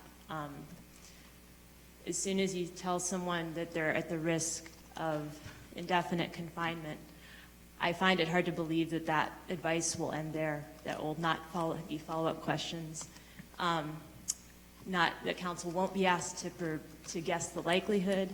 And I think a big problem with it, too, is that it depends largely on the defendant's condition at the end of his release. So in this case, Mr. Lamir is going to be confined for, I believe, 30 years. During that time, he's going to receive treatment. He might not, he might be one of the 75% that is just screened initially, screened out initially. So it's a big guessing game whether that will apply and how. I think also the court should keep in mind, like in deportation, the qualifying crime for Chapter 980 confinement isn't always clear at the time of the plea agreement. So under Chapter 980.01 6B, and that's in the definitions, there's a whole group of crimes that you can commit that if they are determined to be sexually motivated, those can be grounds for a Chapter 980 commitment. And those include things like aggravated battery, false imprisonment, kidnapping, things like that don't necessarily have a sexual component or not an obvious sexual component, but it only becomes obvious once the person's in confinement or toward the end of his confinement that there was actually a sexually motivated aspect to it. So that's a question. Do you need to warn people being charged with false imprisonment that that's a possibility? I also wanted to just point out that we shouldn't conflate commitment with confinement. The commitment process can involve supervised release, so commitment does not mean confinement. And I think otherwise I'm ready to stand on my brief unless the court has more questions. I see this whole concept of, quote, collateral consequences in the criminal law as really a very, quote, hot topic today in criminal law. That the concept of the innumerable consequences of a criminal offense have come to the fore, and yet we recognize now that we didn't recognize in years past how debilitated the person who is convicted can be as a result of the conviction. and that when the court imposes the sentence, the court's not thinking about all these collateral consequences, and that in really sentencing an individual, which is supposed to be individualized sentencing, the court should be considering it, which goes back to what should the court say in a colloquy and what should the defense counsel say. So what you have now is a whole re-examination in criminal law of, for lack of a better phrase, is it really collateral? And what has to be done? So you got the Uniform Collateral Consequences of Conviction Act looking at this. You have the American Law Institute studying this under its revision of the Model Penal Code, and they do it under a variety of ways. Colloquy, defense counsel's obligation, sentencing considerations. And you got individual states adopting both in court rulings and in statutes dealing with this whole issue. And so the point of my saying all that is that looking back at the cases may not be as hopeful as looking forward and saying, what in a criminal justice system do we want that's fair to both the state, to the defendant, and to the public, which is at risk, or could be at risk, for a criminal act? And if you look at it that way, what do you come up with? I thought your brief came up with, it would be good practice to say that defense counsel should give these kind of information. It's an informed consent case, in effect. Right. So what good does good practice do? I mean, we've got a lot of cases that say, oh, we're not going to reverse the conviction, or we're not going to do this, that, or the other thing, but it's good practice. What's the effect? Do the courts actually do it? Does defense counsel actually do it? Do they adhere to best practice? How long does it take for the word to get out? Sure, and I guess I would agree there are a lot of collateral consequences, and off the top of my head, I can't name a single one that's a good consequence. That's going to end well for the defendant, and it could be. It's a matter of degree. I guess, just in response to your lead-up and question, I think it's important that the court distinguishes between what the duties are at the plea hearing and what the duties are at sentencing. I heard you say this is what needs to happen at sentencing. Right. We put those in slightly different boxes. The purpose of the colloquy at the plea hearing and the counsel's discussions with defendant and going over the waiver form is that the defendant understands what he's pleading to and what the direct consequences of that plea are. We've drawn the line between direct and collateral. It may be a little messy, but ultimately it prevents the courts and counsel from being encumbered with all of this information. Now, I mean, in this case, Mr. Lamir has said, while the court warned me, did say something about Chapter 980, but I had no idea what was going on. Well, if a decision here, ultimately leads the court to having to check that counsel made all these discussions, it's just going to add to the noise and add to that, basic position that, well, they just talked about so much, I had no idea what they were talking about. And so I think that's sort of the support between why we do the collateral distinction. And again, I think the Padilla court and, as clarified in Chaidez, the court was saying direct and collateral is fine. We don't have a problem with how the courts are doing direct and collateral. It's just deportation is special. So, and I see my time's up, but if I'd say, or read page 1112 of Chaidez to see what they said. Okay. And with that, I'm just asking the court to affirm. Thank you very much.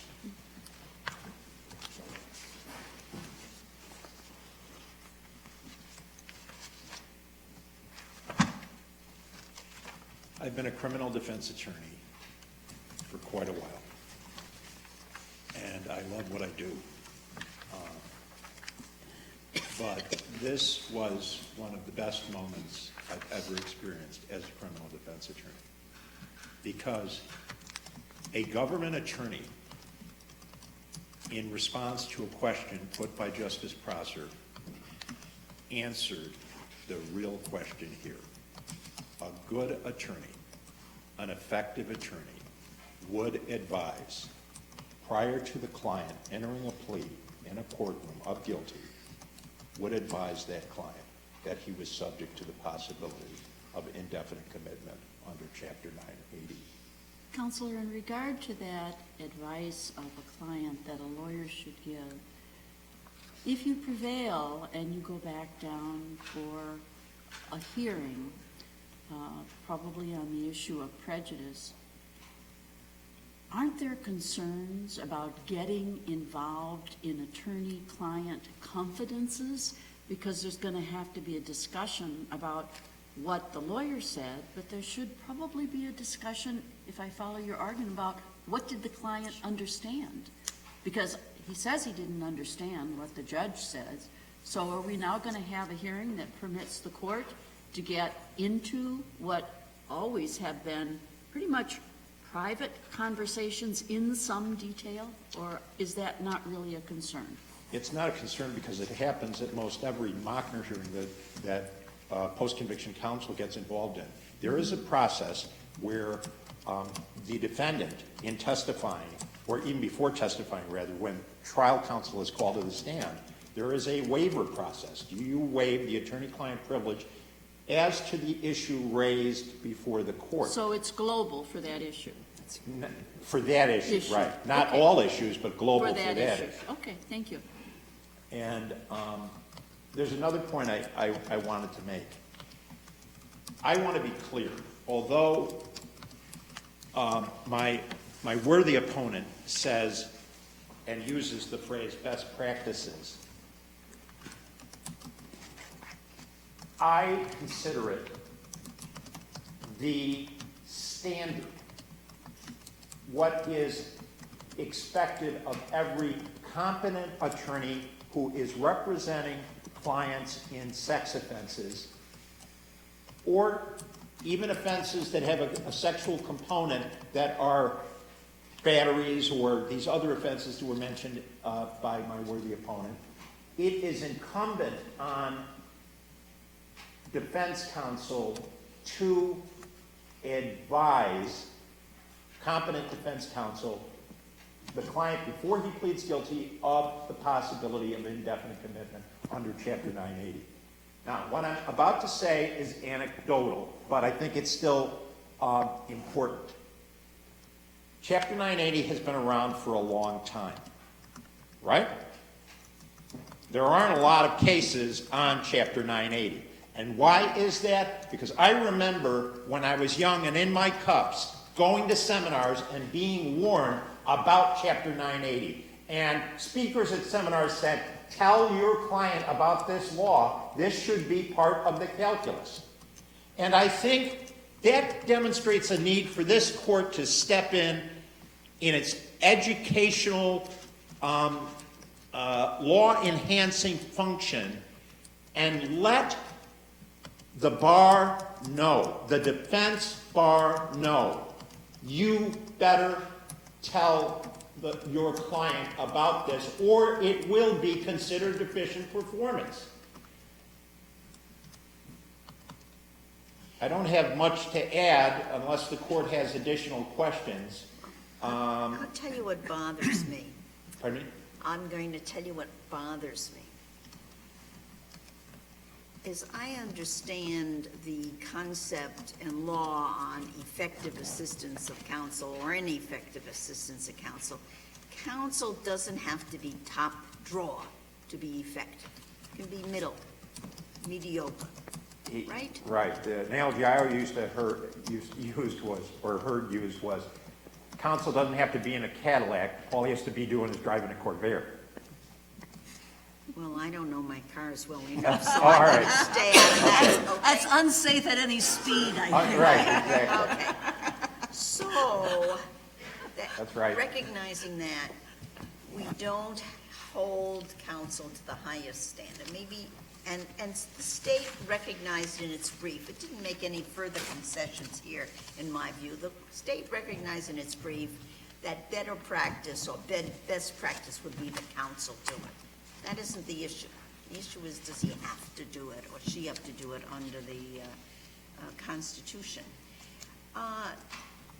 And you know, it's sort of easy for me to say in a Chapter 980, defense counsel ought to tell them. I mean, we've had 980 for a number of years, 20 or more years. It's bread and butter for defense counsel. Whether you handle the cases or not, everyone knows about it, right? Yes. If you're a defense counsel. But there are a lot of issues that are not bread and butter for defense counsel and are very much more complicated and outside of defense counsel's knowledge.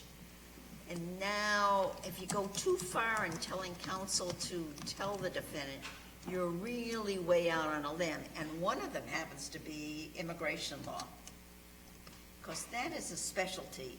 And I would bet most lawyers do not know very much, if anything, about immigration law and wouldn't touch it with a 10-foot pole. So we're asking defense counsel to talk about immigration law. There may be other issues in collateral, that are called collateral consequences, that are not in the purview of the toolbox of defense counsel. So I'm really worried about how far this all extends. Your Honor, So how can you reassure me? I think sex cases are different. Well, everybody's interested in sex. Yes, they are. Okay. And sex cases are different, and really, when it comes to it, as the court said, this tool, advice about indefinite lifetime commitment under Chapter 980 as a sexually violent person, everybody should know that. That should be part of everyone's toolbox.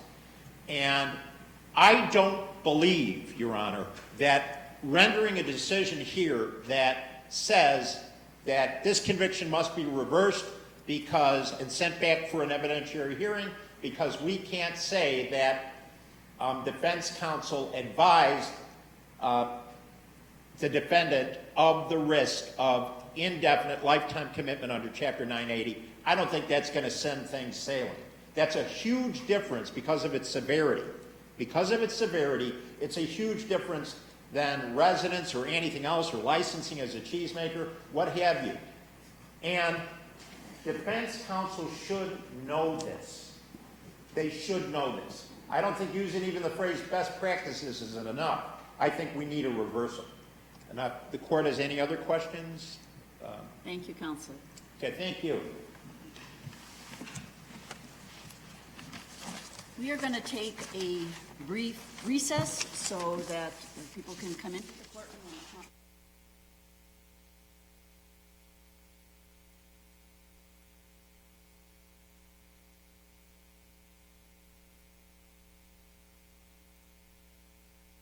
Helping us a great deal. So thank you so much, and we are in recess.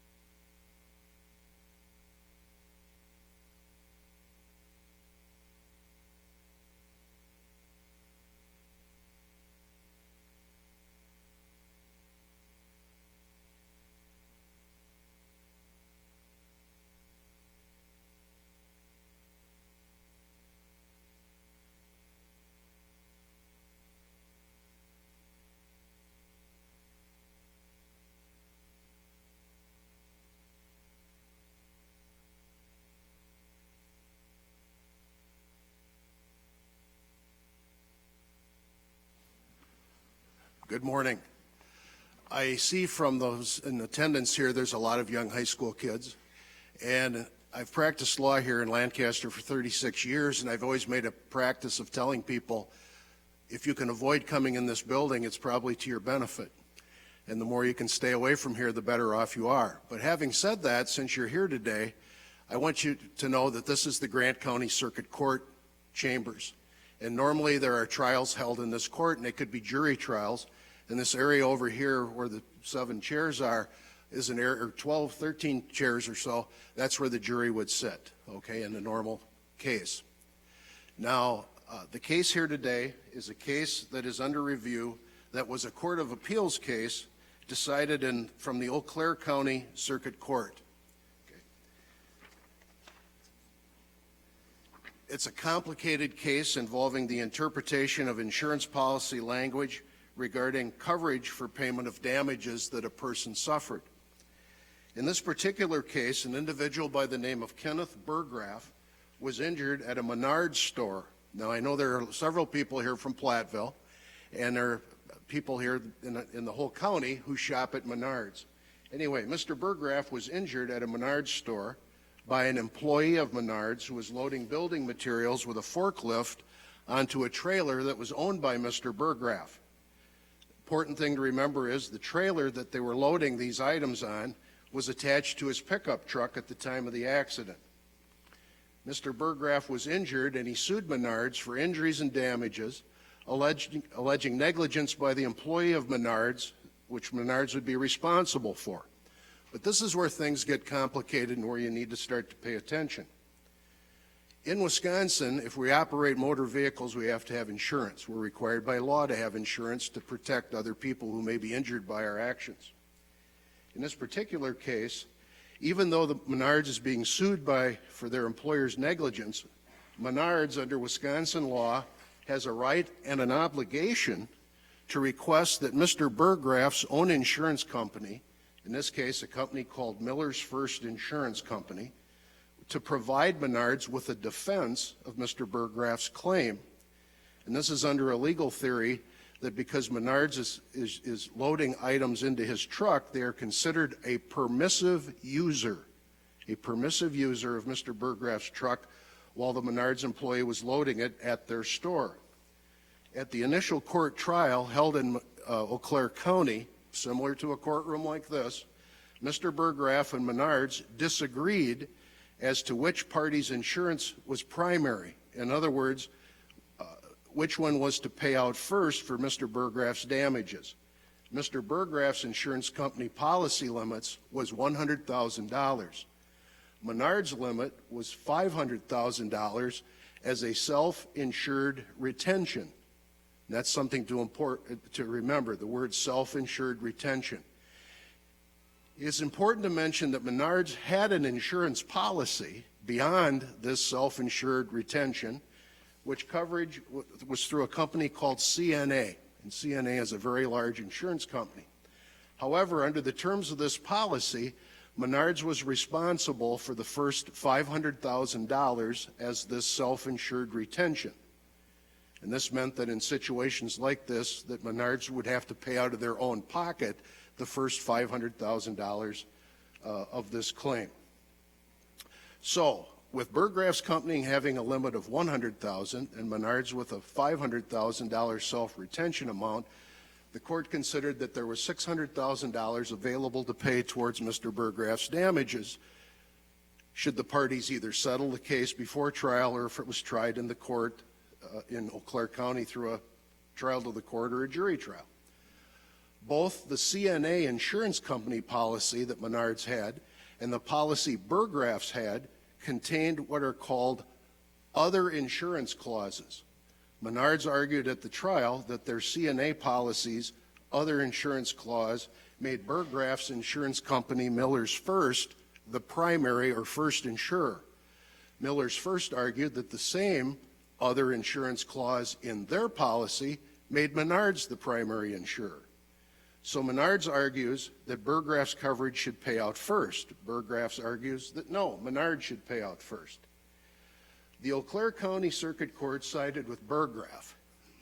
It held that based upon the other insurance clause in Burgraff's insurance policy, the $600,000 total amount available, and Burgraff's company limits totaling $100,000, it held that Burgraff's company, Miller's First, would be responsible on a pro rata basis of a formula of 1/6, the 100,000 over the 500,000. They came up with a total of 600,000, a 1/6 of any verdict or settlement.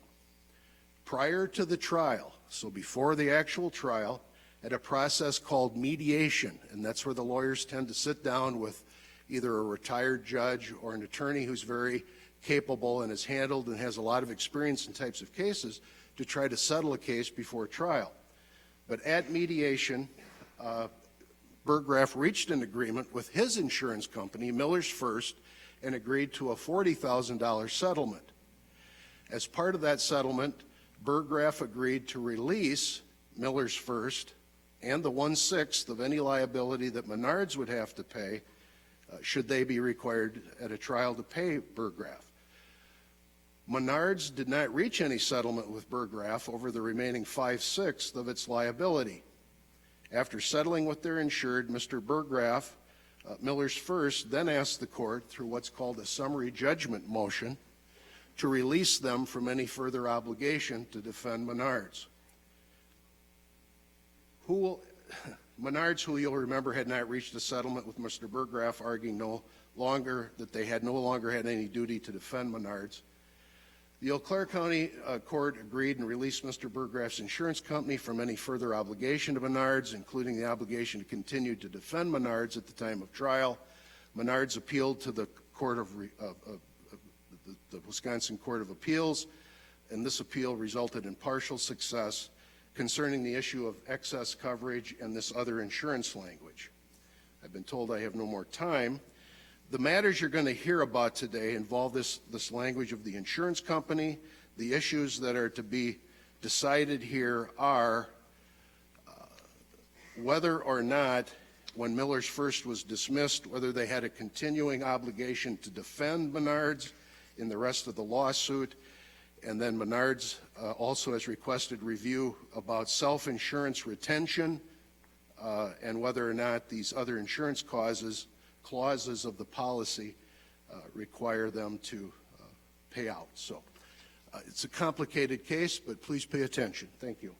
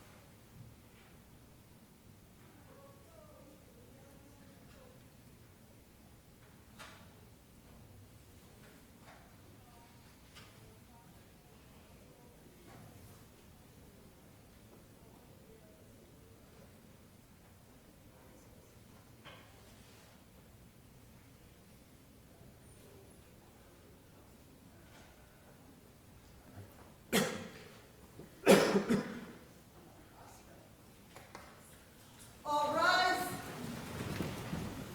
The court is reconvened. Your silence is commanded.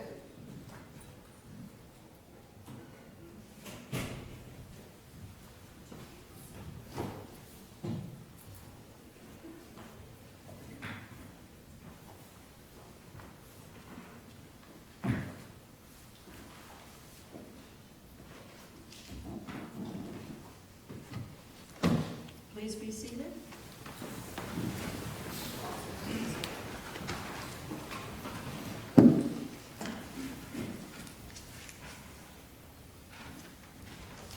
There are a number of people here visiting today on court with class, so before I call the first case, I'd like to recognize them and ask them to please stand.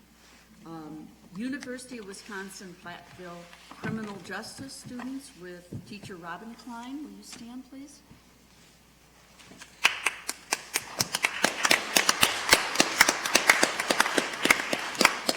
Thank you very much for coming. Potosi High School government class with teacher Carl Bitter. Stand. Thank you.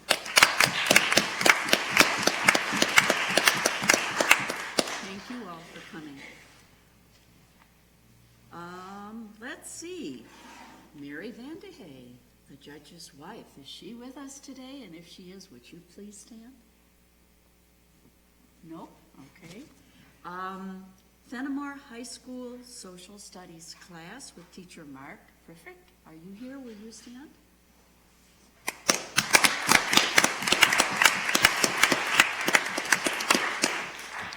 Thank you very much. And Hannah and Mary Sargent, two homeschool students. Are you two here with us for this argument? I know you were here last argument.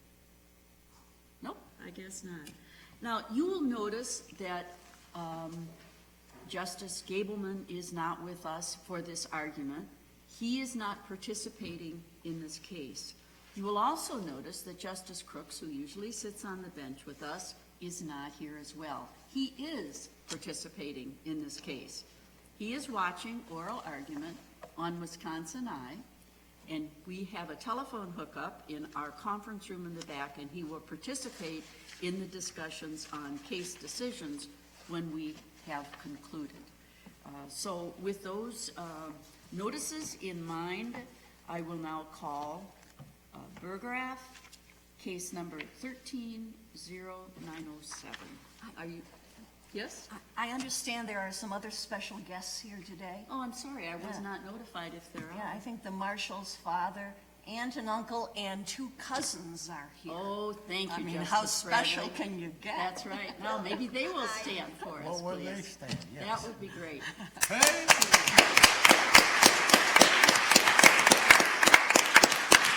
Thank you very much for joining us. That really is special. You did a good job. Most of the time, she's quite good. But when she's not, we now know you and we'll report it, okay?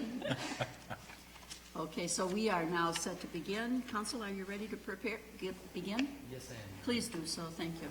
Thank you, Your Honor. May it please the court. My name is John Posse. I work for a law firm in Milwaukee called Miller Goss Posse, and it's my privilege to represent the petitioner, Miller's Insurance Company, in this matter. Your Honors, about 1 year ago, this court decided a case, Blasing versus Zurich American. And in that case, the court specifically declined to give consideration to the issue of the mutual obligations of concurrent insurers, or in this case, a self-insurer, for obligations for indemnity and defense. I suggest that this case gives this court the opportunity to give consideration to that issue and perhaps other issues. Let me just ask you before you start. Yes. So you're basing this on the prior case, Blasing. You're not asking us to change the rule of law set up in Blasing. Is that correct, or are you? Well, I would point out, Your Honor, that the court in its decision indicated that there was another issue that it declined to decide. But we have not appealed that issue. We in the circuit court level, did accept coverage, so that issue was not appealed. So you accept Blasing, you don't attack Blasing? I don't attack it. I just point out that the court did indicate that there was an issue. In Blasing, In right. Blasing. And this is the issue you're now reaching. The issue I'm reaching is the issue of the obligations of concurrent insurers. Which was not covered in Blasing. Correct. Okay. Correct. I'm not asking that that decision necessarily be overruled, although it certainly can be examined. Isn't the obligation of concurrent insurers in large part dependent on the words of the respective contracts, that is, policies of insurance? That's true, yes, I agree. And in this case, both the Circuit Court and the Court of Appeals reached that decision, holding that the two insurance companies were concurrent, not one primary, not one excess. And my counsel here from Menards is going to address that issue, and I will apparently also address those issues in response to questions as well. My point also, that primary and excess oftentimes in large part depends on the wording of the respective policies. Of course, yes. Other policies may have different words. Correct. A lot of insurers draft policies, different ways, yes. But in this case, the decision by the Circuit Court, upheld by the Court of Appeals, was that the two parties were concurrent. And that is what is issued here, at least from my position in terms of the duty to defend issues. I guess what I'm saying is, in this case, I don't think we should ignore or perhaps sidestep the issue. The court in Blasing and the Court of Appeals in Burgraff only focused on one part of it. I was thinking about this. I view this as an equation. Blasing was sort of American family plus Zurich American equals defense and indemnity. In our case, it was Miller's plus Menards equals defense and indemnity. Unfortunately, the only focus is either on American family in Blasing, and the only focus in this case was on Miller's first. It was sort of as if Menards was off in the distance, sort of enjoying the day, not really participating in its own obligations. And I think that that should not be forgotten. Menards had its own obligations. It expected to have its own obligations. And it was sort of a fortuitous insured, and I've used that term, and I know Mr. Fertel is critical of my use of that term, but that's exactly what it was. And it was a fortuitous insured by, as the Hillegas court said, happenstance. It didn't know that Mr. Burgraff had a policy. It didn't know what the policy said. It was sort of a happy discovery that it found this policy. Aren't most permissive users kind of happenstance? If I would ask someone here from Platteville, from the university, to drive my car and move it around the block, that would be a permissive user. Absolutely. And they're not going to know what, if any, insurance I have and what the insurance policy says vis-a-vis coverage for a permissive user. Absolutely. But in Wisconsin, we have a mandatory insurance law, so presumably the person driving your car would assume that the car was insured.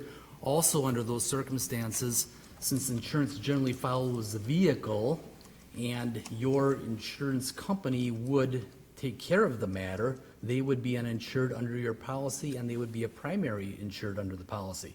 In this case, the difference is Menards had its own CGL policy, and it chose to have its own self-insured retention, and it expected, frankly, to have its own defense and indemnity obligations. Those expectations have not been met, nor were they even discussed in the Burgraff Court of Appeals decision. And I think that they should.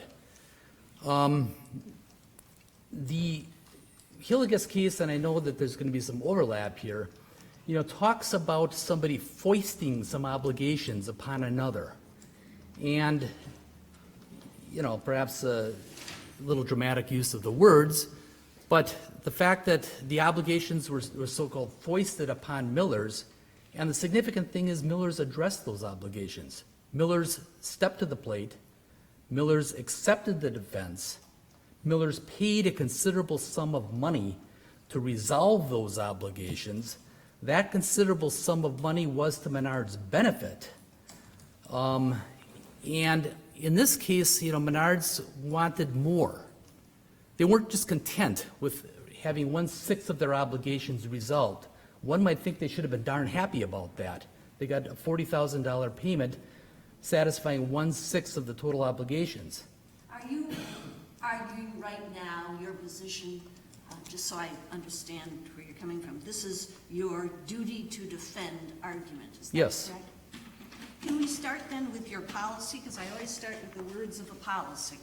Let's take a look at what you say about what your duty to defend is. And I'm looking at what I have is a copy of your policy that's in the record, and it's under Part A liability coverage, page 2 of 11, it says in the bottom at least of the policy that I'm reading from. Under A, insuring agreement, this is, I think, the words of your policy, and let me know if there's any other language dealing with duty to defend. Maybe I didn't. Well, Your Honor, if I can add, there's also an endorsement, but it's got basically the identical language you're referring to. Okay, so there's no other words regarding No. duty to defend. Okay. No. It says, in addition to our limit of liability, we will pay all defense costs we incur. Our duty to settle or defend ends when our limits of liability for this coverage has been exhausted. We have no duty to defend any suit or settle any claim for bodily injury or property damage not covered under this policy. So we're focusing on our duty to settle or defend ends when our limit of liability for this coverage has been exhausted. Is that what we're focusing on? That is what we are focusing on. And we Okay. are also focusing on Menards' own obligations, Your Honor. Yes, I understand. Because there are some additional cases that hold that the limits of liability do not necessarily have to be exhausted. And in my brief, I refer to the Teagan case. I just want to start with the words of the contract, and then I understand they're modified and get into case law. So how do you hear our duty to settle or defend ends when our limit of liability for this coverage has been exhausted? How does the policy define limit of liability? How does your contract define limit of liability? I believe, well, the limit of liability, we go to page 3, is shown in the declarations for the coverage. The declarations would be $100,000. So that's how you define limit of liability. Yes, it is the actual definition on page 3 of the policy, 3 of 11.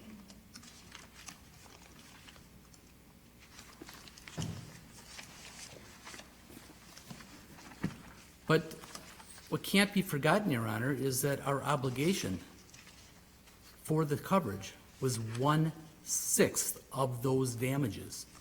We settled and paid for 1/6 of those damages. Menards has never complained or argued that we didn't fully settle the 1/6 obligations that, When you say 1/6 of the damages? excuse me, 1/6 of our obligation, I'm sorry. Of your obligation. Of our not obligation. the damages as awarded in the jury. True, but interestingly, and I didn't bring my Court of Appeals briefs here, Judge Magnuson pointed out that turns out our $40,000 payment was within a few $100s of the total award. It's just coincidence. So your limit, you define limits of liability under this policy to be $100,000. Correct. Okay, That that's is what's the starting listed in the point, but declaration. then you want to advance your other arguments. Correct. As to why that definition should be tempered. Well, because modified. I don't think we should ignore the words for this coverage. That was the coverage that was imposed upon us. Well, what's, Go ahead, sorry. well, let's look at your declaration page 1 of 2. You've got coverage. What's your coverage? Your coverage is $100,000, and that is also defined as a limit of liability. Under your declaration page, the limit of liability, which is the same as your coverage, is $100,000. Correct. Maybe I got that wrong, but that's the way I read it. Is that right or wrong? The limit of liability. Under deck page. Under the deck page is $100,000. Absolutely And correct. that's the same as your coverage. It's right under 100,000 coverage per person limit, 100,000 for bodily injury. Well, that would be the bodily injury coverage. There are also other Yeah, coverages that's involved, right. of course. So that's what we're talking about in this case. The liability coverages. Correct. You know, my problem is, I'm sorry, Your I Honor. don't know what the fight here is about. You should clarify it for me. You've paid $40,000 before trial. Correct. Right? You paid it to? On behalf of Right? Mr. Burgraff, All correct. right. Then But that didn't satisfy their total damages, is that right? Correct. Menards declined to settle. Menards took it to trial. Okay, so what is taken to trial was the Burgraff said, you owe me more than the 40 grand. Correct. You're out, Millers, I accept it, but I'm still owed more. So you go, there's a trial. And who pays the expenses, defense expenses at that trial? At that trial, Menards, per judicial ruling, paid its own expenses. All right. And did Miller pay any defense expenses? Up through mediation, yes, they did. Up through mediation? And they but- paid all the defense All expenses. right. And you're not, is there a fight about those costs? No, we are not seeking reimbursement from Menards. The trial court, That's what I'm trying to figure out. the trial So- court indicated that it was not going to basically issue a ruling on the pro rata request. So Menard paid the defense costs, right, For the trial. for the trial, all right. They want that money back from you? Well, they want a lot more. That's what well, that's why I want to know what the fight's about. In the oral argument at the Court of Appeals, they indicated that they want not only their defense They want costs. what? They want not only their defense costs, Right. they also want a contention per St. John's that we have no limits, so we owe the entire verdict, and that Which was, the result was about $200 and some odd thousand. There was some contributory negligence on Mr. Burgraff. okay, so they want you to pay over your $100,000. Much more, yes. Much more. And their theory is, That we breached our duty to defend, so they get their defense costs, and by that breach, we have no more limits anymore. We owe it all. all right. And your position is, I want to know what the fight's about and what your position on the fight is. So the fight's about defense costs, and your fight is about, do you have to pay more than $100,000? Correct. Your fight is about, do you have to pay more than $40,000, right? Correct. All right, so now, give me your argument now that I think I understand it. Well, this is a lot of dollars involved here, Your Honor. Correct. Big numbers. Yeah. Yes, yes. Okay, that is the fight. And the fight, in terms of defense costs and whether, we're obligated for it all, concerns the fact that why is Miller's the only party here? If you look at my equation argument, you're focusing on Miller's, you're forgetting about Menard. It's not even discussed. They're just sort of off in the corner here. They had their own obligations. They had their own obligations from day one. They were luckily received a full and free defense from Miller's up until the mediation. They were represented by in-house counsel up to then, but I believe that all substantive defense-related activities were paid for by Miller's up to that point. Miller's settled its coverage obligations completely. There's never been an argument by Menards that they didn't get full credit for that 1/6 obligation. Had a verdict gone into the $600,000 range, I guess Miller's would have had a lucky break. They would have paid 40 for 100 exposure. Had the verdict been much less than that, then Miller's would have paid too much. But regardless, nobody disputes the fact that Menards got the 1/6 credit that Miller's was obligated by a ruling to handle. does Miller's contract give Miller's the right to settle the insurance claims? Yes, like all insurance companies, the insurance company has the right of control of the defense, and that's another argument I would like to get into, but Okay, so if they have the right to settle it, and they settled it in this case, and we say, well, you settled it, but it wasn't good enough, how does that fit with the policy? well, Your Honor, the problem is that there's no practical way that Mr. Burgraff or his experienced attorneys was going to take $40,000 and simply dismiss all claims. That, I'll take your 40 and we'll be done with it. They felt they had a good case, and events proved them correctly. They did have a good case. So there's no practical way that Miller's could offer 40 to Menards and say, hey, plaintiff's attorney, why don't you dismiss all your negligence causes of action now? Well, if that's the case, what's left? Then Menards walks. So obviously, Miller's could only defend its exposure at that time. As I pointed out in my briefs, when Menards showed up, they weren't even in the same room as Miller's. They were getting no direction from Miller's, as Menards, as to where Menards wanted to go here. And yes, the policy allows the insurance company control of the defense, but once that happened, then what? And That made an offer of settlement of the other $60,000 on behalf of Menards? they could have, and I guess. And that would have exhausted at least what your policy initially says is the limits. They could have, but they offer a settlement in terms of what, Your Honor? They could have said, we'll offer you another $60,000 and offer a settlement in exchange for what? A full release? Sure, Menards being out. Okay, but the plaintiff's attorney never would have done that. He had a $300,000 case. Who knows? Well, I realize that, but obviously the plaintiff's attorney felt he had a good case, and events proved that he did have a good case.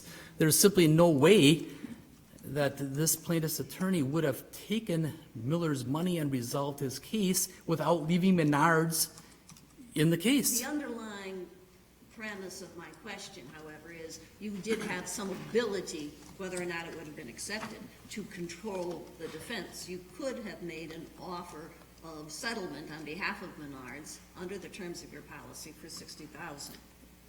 But I might be wrong. Well, in theory, I suppose we could have, but if it's not accepted, then what? That's right. Then we're still in the case and we still have to defend?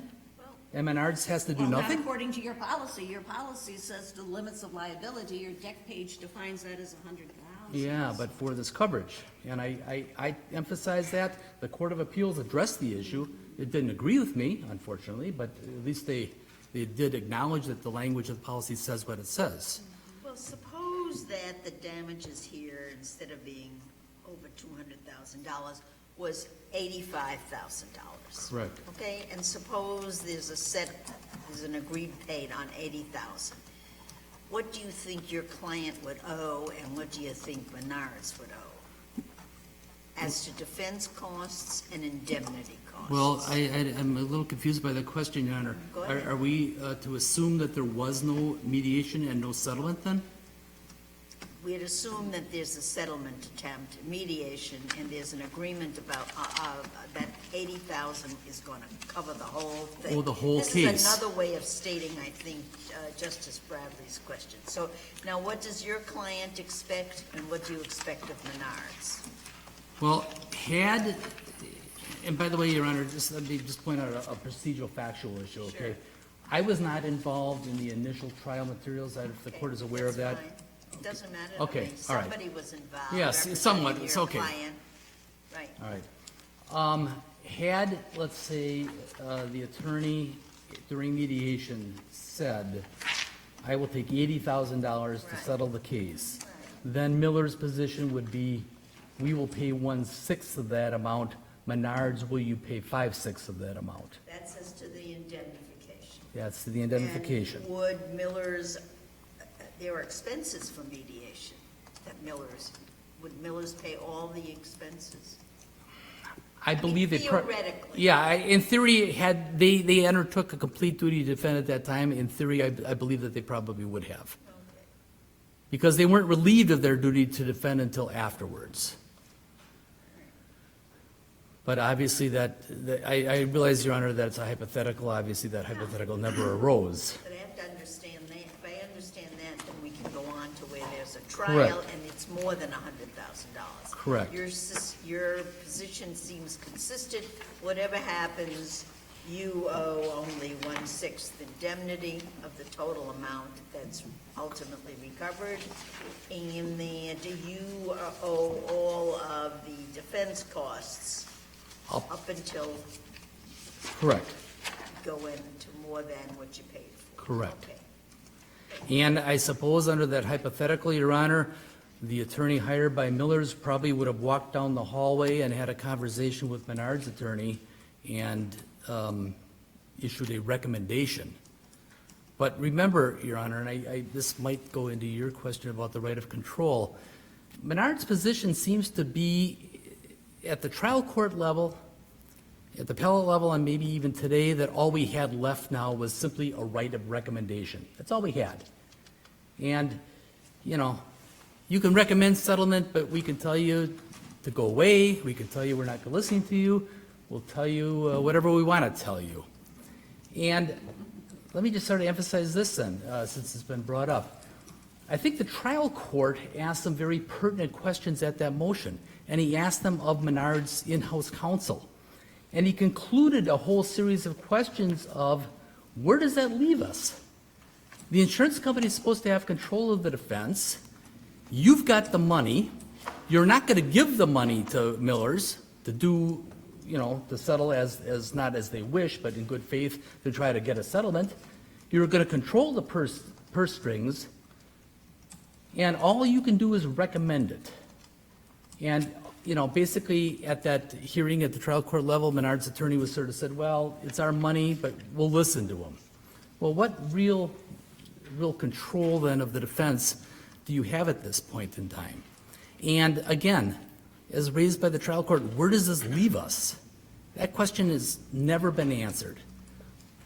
How can you impose a duty to defend on a party that's satisfied all of its obligations, has no further obligations, and yet they're still supposed to act as sort of an automatic ATM machine, churning out the dollars to somebody who may or may not listen to them, and if they decide not to listen to them, there's nothing that the insurance company can do. Menards certainly had no intention whatsoever of turning a sum of money over to Miller's to try to settle the case on the best possible terms. It was simply, do your best, keep the money flowing for the payments, and we'll control everything. Again, the question is, where does that leave us? I think it leaves us in a real quandary. And it could potentially lead that defense attorney in a real quandary. He's supposed to take direction from the party that's paying him. He's supposed to report to the party that's paying him. And yet, he's supposed to basically take direction from the permissive, fortuitous insured as well. And if that attorney, by virtue of his experience or by virtue of his discovery, determines, you know, I can settle this case on some pretty good term, Menard. Give me another 100. Let's get out of here. Menard says, no, it's our money. We'll do with it as we wish. What's that attorney going to do? He's apparently going to go to the party that pays him and says, you know, I know you're paying me, but I can't listen to you. I've got to listen to them, and they're telling me that I can't do what I recommend as based on my experience, et cetera, but I can't compel them to do so, and your right of control basically is nonsense. It doesn't exist anymore. I think that's a very real issue, and I think that poses very real concerns to defense attorneys. And in this case, Attorney Menards, he generally stayed out of the fray, the coverage fray. But I noticed during the motion, he sort of talked about his appearance at the mediation and his frustration about, you know, they never join me in the room. They never ask me for information. And yet I'm supposed to defend these people. So I do believe that is certainly a problem here. Again, I want to emphasize that. Self-insured retention, other insurance under your policy. I'm sorry, what did you say?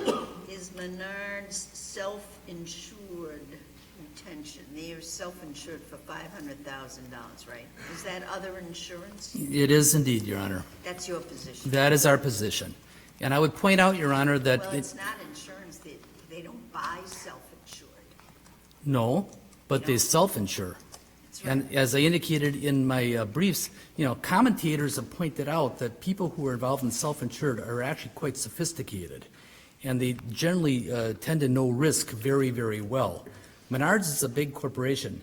This is not, I know in his brief, Mr. Fertel said, well, what about the poor guy that's got an apartment and drops something on Mr. Burgraff's foot and he's, doesn't happen to have insurance, That's not the same thing as a very sophisticated company that self-insures, has their own in-house legal staff that buys insurance. And I would point out, Your Honor, that remember in Blasing, they had full insurance. Apparently, this is working out so well for Menards that they're now allowed to self-insured. I know that. For part of their liability. What do you mean? They're self-insured only for part. 500,000. That's right. Correct. They bought insurance for the rest of it. Correct. All right. CNA. CNA. Is it CNA? It was CNA, Your Honor. Yes. Thank you, Counsel. I see our red light is on. Oh It's my, been on for it a was little fun. bit, so Okay, thank you. Thank you very much.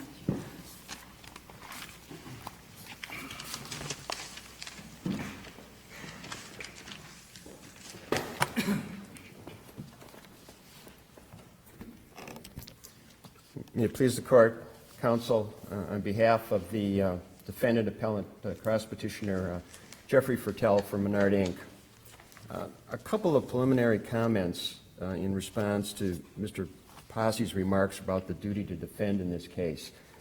First of all, we continually hear this term that's been thrown around in the briefs of Menards being a fortuitous insurer. I don't see how that has any relevance to any of the legal determination in this case. And I think as the court has made reference to this morning, any additional insured under a policy may indeed be a fortuitous situation. Fortuitous has no bearing on whether or not Miller's had a duty to defend in this case. The second point that Mr. Posse was making was that there were obligations that were foisted upon Miller's. And my point is the only obligations that were foisted upon Miller's were obligations established by Wisconsin law. And that is if in fact somebody, if you have an issue a policy of liability insurance and you are an additional insured under that policy and a permissive user of that vehicle, then indeed Miller's First has obligations to that particular entity or individual consistent with the terms of their policy. And the obligations that Mr. Posse is talking about in this case are obligations that Miller imposed upon itself when it wrote its policy of insurance that's at issue in this case. And with regard to the duty to defend, the obligations of Miller's First was to, as was pointed out here this morning, our duty is to settle or defend ends when our limit of liability for this coverage has been exhausted. And as we've heard from Mr. Posse this morning in terms of his remarks and concessions, that indeed the limit of liability that's talked about in this language is the $100,000 policy limits that are set forth in the deck page. Those are in fact defined by the policy. There's no indication that anything other than exhaustion of the limit of liability of $100,000 is what would relieve them of any obligation to continue to defend, whether it be their named insured, whether it be an additional insured. And in this particular case, that simply was not done. Under no reasonable interpretation of this policy language can it be said that Miller's exhausted its limits of liability for this general liability policy coverage when it settled for $40,000 with the plaintiff.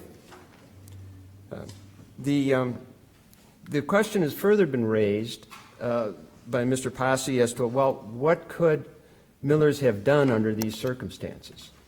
And other than to have to pay the freight for the defense of Menards in this matter. Well, quite frankly, they have to live up to the obligations under their policy.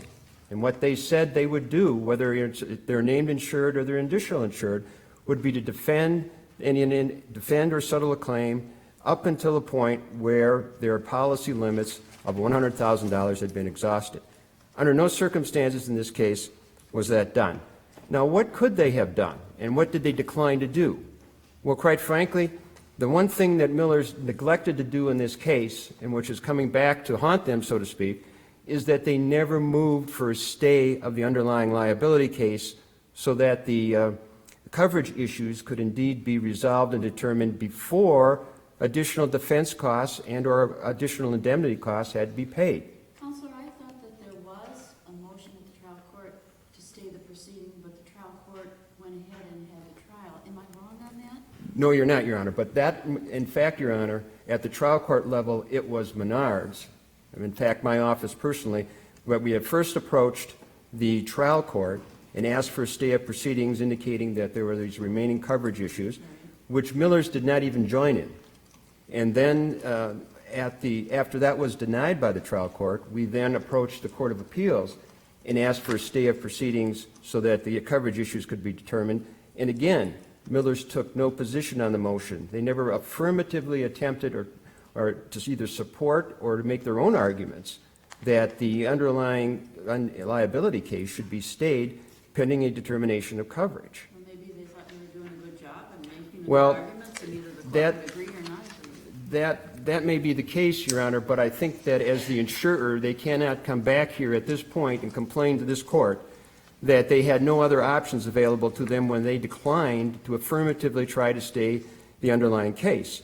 But more than that, consistent with Wisconsin case law, they could have, if they felt that the continuing costs of defending this matter, consistent with the terms of their policy, was such, they could have settled this case, at least the portion of Menards' liability and their liability, up to their policy limits.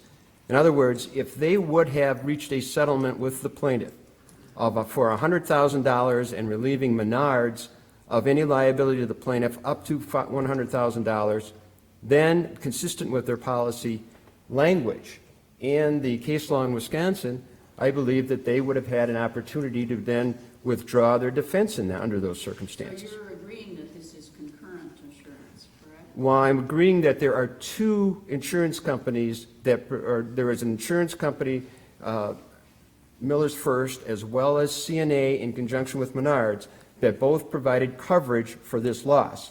And then there's a question as to how those two insurance companies and Menards interact in terms of what overall responsibility it is for the policy limits. But at least in terms of addressing this question of the duty to defend and how Miller's could have approached this thing in some way other than what they did, I think that they clearly could have paid their policy limits in exchange for a release of both Menards up to the $100,000 as well as Miller's, and that they could indeed have, under those circumstances, been relieved of their duty to defend. They declined to do that. They instead decided that, contrary to the terms of their own policy, to settle this thing on what I guess I, for want of a better phrase, believe would be a Paringer-type release. In other words, they attempted to portion out their obligation as was judicially determined by the trial court. And quite frankly, there's nothing in the policy, no language in the policy, as correctly pointed out by the Court of Appeals, that would allow them to do that. I mean, there is no language here that suggests that they're relieved of their duty to defend because of they've reached their limit of court or judicially determined liability. In fact, it only talks about, as we've gone over before, an exhaustion of the limits of liability. And this court has previously indicated in the Danbeck case that exhaustion indeed is defined as something which is clear and ambiguous, which means to use up or consume completely to exhaust a tortfeasor's liability policy limit. I mean, I don't think there could be any clearer language as to what the duty was in this case. And I think the case law that has developed since this court has acknowledged at least the ability of insurers to pay and walk, so to speak, is consistent with that. In other words, we have no history or no judicial precedent in the state which suggests that an insurance company can be relieved of their duty to defend by paying anything less than their full policy limits or something the equivalent thereof. Now, I add that last language because of the fact that there's been some reference in the briefs to the Teagan case and the suggestion by Miller's First that that somehow provides some kind of a different circumstance here. It clearly doesn't, because of the fact that in the Teagan case, there essentially was the equivalency of payment or exhaustion of the policy limits. In other words, they didn't pay the the actual full policy limits of whatever it might have been in that case, but they did indeed get a release, which essentially credited their insured and got their insured released up to the amount of their policy limits. So it was the equivalency of an exhaustion of the policy limits. Again, something that clearly is not present in this case. And I think, yes, Your Honor. We're reviewing the decision of the Court of Appeals, right? Yes. And as I read the Court of Appeals decision, it divides its decision into two parts. One is the other insurance clause, and that is the liability of Miller's and the liability of Menards on damages. Right? Yes. All right. There, if I understand this, the court held against you, Yes. right? Yes. And what do you want us to do with that? You want us to reverse that part of the decision? Yes, Your Honor, and I think it's... And how do you want that to be written? That's what I call the other insurance Yes. clause provision. I think, Your Honor, that it is ripe for a situation or a decision by this court as to further define what we mean, or what this court means by self-insurance. I think at this point, we have a couple of different cases that are really posing a problem in terms of how we define other insurance and how it relates to self-insurance. So your position is other insurance, and that's in the Miller's policy, Yes. doesn't include self-insured because it's not an insurance. Yes. Is that You're- right? And yes, you've Your lost Honor. on that one. Yes. And you want it to be that self-insured is not other insurance. Yes, What consistent. is it?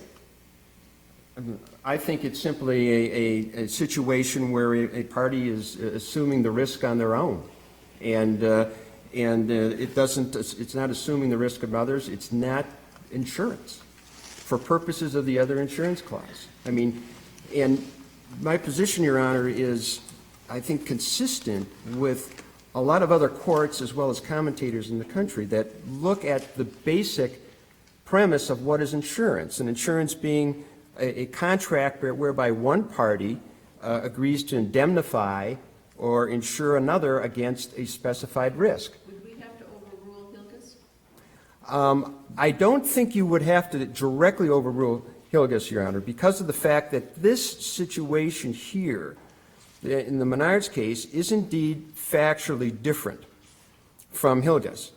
And I can go on and indicate, because in Hilgis you had a pure self-insurance situation. In other words, there's no policy of insurance involved on behalf of the self-insured Burlington. It's just a straight self-insurance. There's no additional insured policy like we have in the Miller's case there either. You have an unaffiliated policy going with the vehicle that also provides coverage. I understand that difference, but of what import is that distinction? Well, I think it's very important, Your Honor, in the sense that the CNA policy in this case is a primary policy. It's defined as a primary policy. And Vis-a-vis whom? Isn't that what we're all talking about? Right. You want us to embrace the Brown case. And as I recall, in Brown, it was a dispute between the, I'll say, the individual or the company and its own insurer. We have here the dispute between an individual or company and an unaffiliated insurer. And isn't that a key factual distinction between those two cases? no, Your Honor, I don't Tell me think. why not. Sure. In this case, in the Burgraff case, we don't have an unaffiliated insurer. We have Miller's as being an additional insurer of Menards. Menards is an additional insured under that policy, and therefore it's entitled to the same rights and obligations as the named insured, very similar to what happened in the Brown case. Because as the court will recall, in Brown, you had two insurance companies that the county had in their case. One was an OHIC insurance policy, and the other one's another insurance policy with a built-in SIR.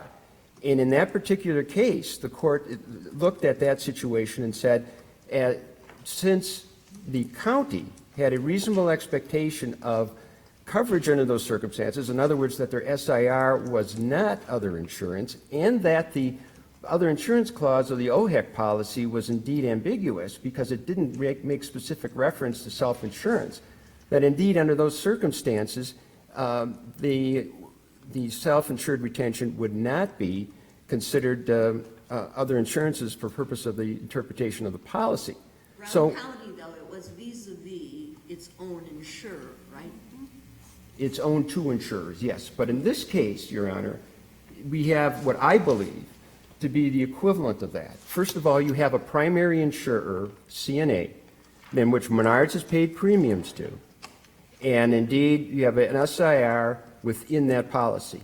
And in addition to that, you have, as the term has been used, a concurrent insurer in Miller's First as being one that provides coverage to Menards as an additional insured. And as this court has indicated, both from the Blazing case and as in other cases, that obligation that Miller's First had to Menards as an additional insured was the same as it had as if Menards was its named insured. So under those circumstances, I would submit that the interpretation of Brown would be absolutely similar to what should apply in this circumstance, because you have a situation where what would the reasonable expectation of coverage be? And in fact, the Brown court submitted that a reasonable interpretation of an insurer or an insured, such in that case the county, was that an SIR was not other insurance. But Counselor, in Brown, there was a real person who had a real reasonable expectation. Here, Menards had no idea about what kind of coverage folks that pick up materials at their warehouse might have. So they didn't have an expectation there'd be any coverage. The person could have been driving with no coverage at all. Well, I think that might be an overly broad interpretation. I think that there's a reasonable expectation of any individual or entity in which there's additional insurance that there will be coverage consistent with the terms of that policy. Now, it doesn't mean that Menards would have to have read the policy, Miller's policy, for the incident in order to be entitled to the rights and obligations that Miller had. In fact, in most instances, I would submit the named insurers in these circumstances have never read their policies in terms of what other insurance is or what an SIR is, et cetera. So I think that under these circumstances that there was an expectation of coverage. And when you look at the fact that Miller's had the ability to define their policy in such a way so as to specifically exclude amounts that would maybe have been attributed to self-insurance. There's plenty of examples in the cases in which, and in fact, the Brown case kind of refers to that, suggesting that if indeed the insurance company wanted to exclude self-insurance from being part of the other insurance clauses, that they indeed could have included that. And in this case, Miller's didn't do that. As I see Brown distinguished Hillegas, talked about Hillegas, distinguished it, and said that Hillegas didn't apply because in Brown there was a dispute between the self-insured party and its own insurer, and there is no such dispute here because the insurance company that covered Menard over $500,000 isn't involved at all, right? Well, Your Honor, I think the dispute, similar to Brown, is between Menards and Miller's because it's an insured under that policy. So that it's a dispute between a self-insured, Menards, with its insurer, and in this case, one of them being Miller's. Only it's the insurer because not that it bought that insurance policy, but it happens to be covered, and that makes a difference. And it seems to me what you're asking for your client, and of course, if you think it's covered by the policy, that's right. You're asking, on the one hand, that Menard not have to pay any premiums under its own $500,000 coverage, And at the same time, it doesn't have to make any payments out of the $500,000. Now, my smart aleck law clerk said Menard is living by its slogan, save big money. Now, that's a little smart alecky, but It's been successful, Your Honor. what? It's been successful. It's been successful, and here, it pays nothing. It pays Well- nothing for $500,000 of it's self-insured, and it can be self-insured because it's a very profitable entity, and it has every right to be self-insured, and there are rules in the insurance commissioner about being self-insured. You know, not everybody can say, I'm gonna be self-insured. You have to fit criteria. So they have every right to do that, and that's good, right? Yes. But the result is they pay nothing, and Miller's is paying roughly $300,000 plus defense costs, Now, right? Your Honor, that's... And look, your answer is? My answer is no. My answer is no in the sense that, No what? first, Menards is indeed paying, first of all, paid premiums to get the policy from CNA. It did not pay premiums to Miller's First. That's granted. The ultimate exposure here of Miller's is much more than what Miller's would have been looking at if they had followed the terms and conditions of their own policy. In other words, if in fact Miller's had exhausted their policy limits in a settlement, in an appropriate settlement prior to trial, Menards would have been then obligated to pay its defense costs and any additional indemnification that the plaintiff may have been entitled to out of their own. They wouldn't have walked away scot-free. The point of this case is that the bed that Miller's finds itself in right now, in terms of being exposed to additional indemnity costs and additional defense costs, is because they breached their duty to defend under these circumstances. So it's their actions, or I should say their inactions on their part, that have put them in the position of being exposed up in excess of $200,000-$300,000 for the damages that may have flowed from this breach. So Menards, under these circumstances, assuming that Miller's indeed would have performed the obligations in their policy consistent with their policy language, Menards wouldn't have gotten off scot-free, Your Honor. They would have paid, under these circumstances, which they have at this point, the $200,000 plus of indemnity costs that would have gone to Mr. Burgraff as a result of the judgment, plus they paid all the defense costs in the case that went from the point that Miller's withdrew or was allowed to withdraw from the case until the case was resolved. So they wouldn't have gotten off scot-free. The point of it is that Miller's had an obligation up to the $100,000 limits to provide a defense and indemnification for Menards. When they didn't do that, that's when they got themselves in the hot water. All right. As to the first issue, which we've been talking about, namely the other insurance issue, your position is that we should reverse that, right? Yes. And your position as to the second issue, which is what is Miller's duty to defend, we should affirm the Court of Appeals on that. Yes, Your Honor. And that result will be that it goes back to the trial court to determine what, the costs? Yes, Your Honor. I think that consistent with, the court's decisions as to what the remaining damages might be from for example, from the Newhouse case, that when there's a breach of the duty to defend, Menards under these circumstances would be entitled to recover any damages that naturally flow from the breach, which the court kind of summarized as talking about the amount of judgment against the insured and interest and defense costs. Just wait a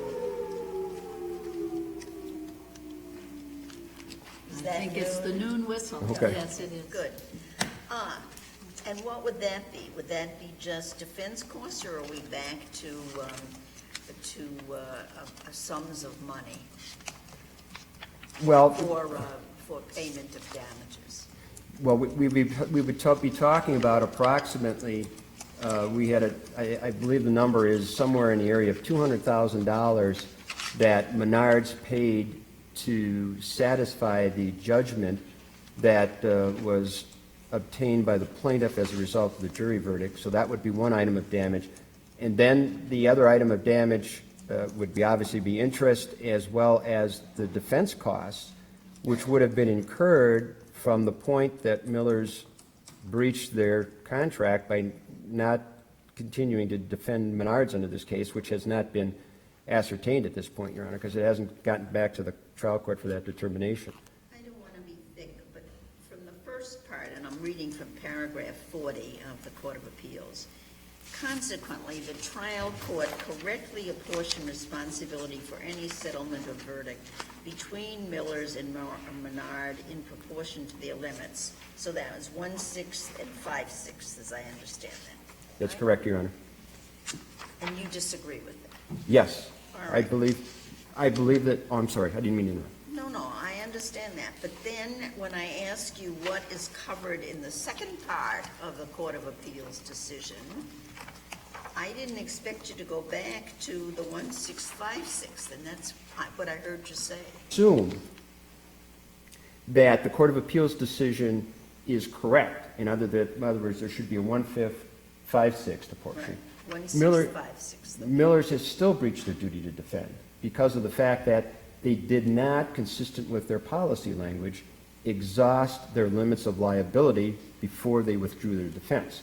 So it's, from our perspective, in terms of the breach of the duty to defend, it doesn't matter how this case is decided, at least on the self-insurance, other insurance clause, because of the fact that there's a breach nevertheless. But we do believe, however, that given the circumstances, that there is indeed both the case law as well as the need to readdress under these circumstances whether self-insurance is indeed other insurance for purposes of... Justice Prosser wants to ask you a question. Yes, sir. When do you say Miller first breached its duty to defend? They breached their duty to defend when they withdrew from the case as a result of the motion they filed before the trial court. They had the trial court determine that they settled the case, and I think at the point where they settled the case and now withdrew their defense based upon their position that they had satisfied the obligations of the policy, that's when it was breached. In terms of the exact date, Your Honor, that would be sometime in the, probably in the early months prior to the trial of this matter.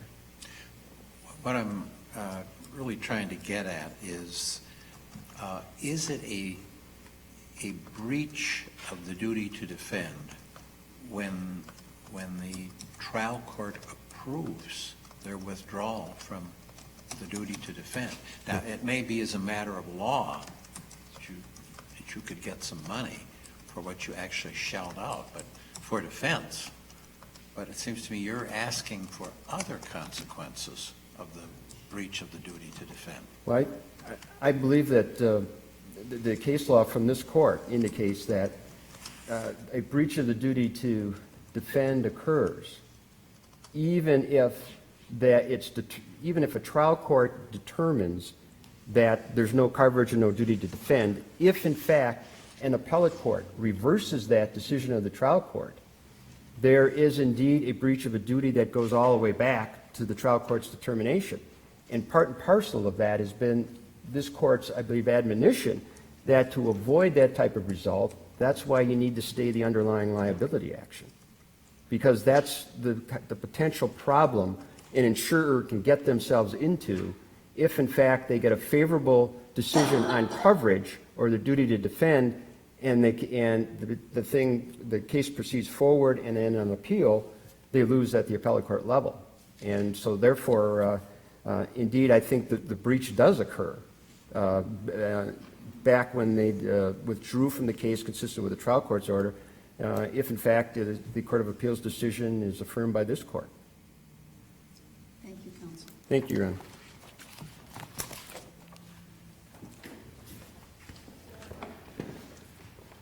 I've got a yellow sticker there, so I'll try to be brief. Can I just ask a procedural question, Justice Rogensag? You indicated that Justice Gable... I'm having trouble hearing you. I don't Oh, I'm sorry. magnification is. Are we all right? May I just ask a procedural question to notify my client? You indicated that Justice Gableman is not He is participating. not participating at all. Justice Crooks is participating, watching us on Wisconsin Eye. Okay. And then we will have a phone conversation with those of us who are sitting before you and Justice Crooks when this matter is over, as we make a preliminary decision on it. Okay, and then Justice Gableman has recused himself, is that? He is not on this case at all. Okay, thank you, Your Honor. You're welcome. Secondly, I just want to make a point, Justice Abramson, I'm very pleased to hear about your smart aleck law clerk. I wrote those notes in my thing, but I decided to forego that. But kind of having heard this, saving big money, we're saving an enormous amount of money, and in fact, we're trying to extract an enormous amount of money from a insurance company that stepped to the plate, that paid defense, and satisfied 1/6 of the obligations. Secondly, I want to point out that at all points in its brief and at all points today in oral argument, Menards has never, ever focused on its own obligations. The term "an artful shifting" is absolutely appropriate here. The only focus is on one part to the equation, Miller's First. It's as if Menard and the CNA don't even exist. They're off in the wilderness here. Their only focus is Miller's breached its duty, Miller's did this, Miller's did that, and no acknowledgement whatsoever that it had its own obligations, and more importantly, its own expectations. It knew when it got self-insured that it would have to defend and indemnify. I believe one of the justices said, what if Mr. Burgraff didn't have any insurance? It still would have had to step to the plate to defend and indemnify. If the language in Mr. Burgraff's policy had been written by a different carrier with totally different language, it still would have had to defend and indemnify. But we've never, ever really focused on that. It's all Miller's First breached its duty. We don't have any duties. We're just off in the wilderness here. And then Miller's First is obligated to pay an enormous amount of money because of that alleged breach, completely forgetting that Menards had its own obligations. I think that's nonsensical.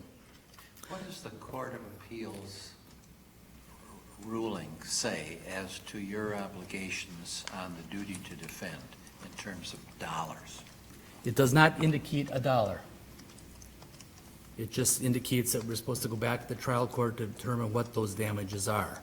We've heard today what those damages start out at. I mean, they could go on indefinitely, apparently, but it doesn't indicate, and we remember, we still have that 1656 issue here, but that apparently is totally ignored. We don't care about that. Does the Court of Appeals decision as it stands now on this first issue subject you to not only paying the costs, attorney fees for the trial, but another $60,000? On the duty to defend issue? As a consequence of a breach? I don't know the answer to that question. I would suspect that the Court of Appeals decision and Menards at the trial court level will ask for their total defense costs, even though they had 5/6 of their own obligations. I suspect that they will ask, I strongly suspect that they will not ask the Millers pay another $60,000. They want way more than that.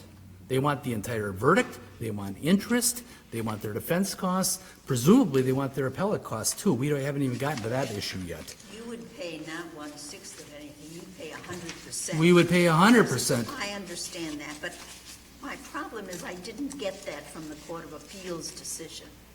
Well, I didn't either, Your Honor, but that's Menard's position, and I'm concerned about it. It seems to me if the position is 100% in the Court of Appeals, as interpreted by Menards, then the first issue, which was you're only liable for 1/6, seems to me to be contradictory, but I don't quite understand that. Well, I agree with you. That would be superfluous. That's the point of having oral arguments, so you can clarify some of that. Yeah, I believe if I go back to the trial court, Your Honor, I will argue that we owe 1/6 and no more, that is our obligation. But, because that's what the Court of Appeals said. Yeah, but Menards takes a different position, Your Honor. But I don't know what the other part means. Okay. That you're liable for providing a defense until it's paid its 100,000 limit of liability. I don't understand that. And then, I don't know, And how does St. John's Home of Milwaukee versus Continental come into play? Because the Court of Appeals says that forecloses your argument. I don't think it comes into play at all, Your Honor. First of all, and it never occurred to me until I submitted my reply brief and I looked at that case closely, it's several page discussion about duty to defense is all dicta.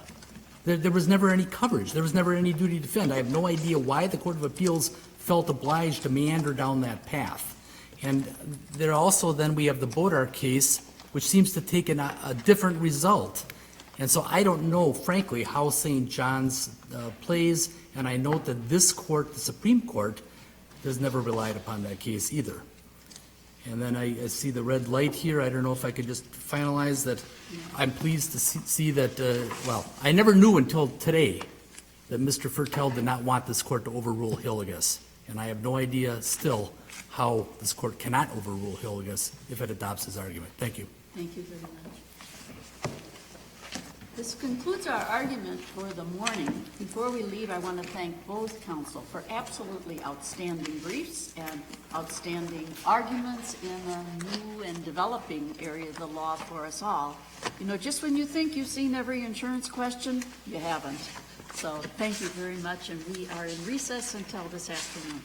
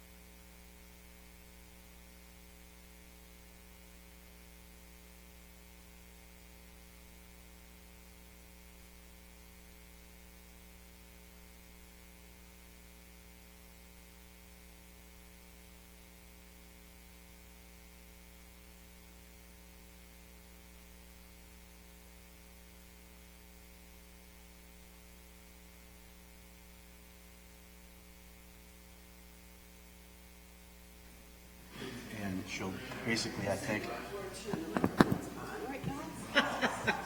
Thank you for that.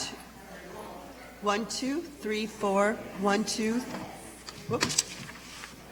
Was that good? Hello? Attorney Miller? 1, 2, 3, 4. Are you testing? 1, 2, 3. 1. I am? You're not hearing it. Well, that's not good. Oops. All right, I know that Tom Sheen has judged.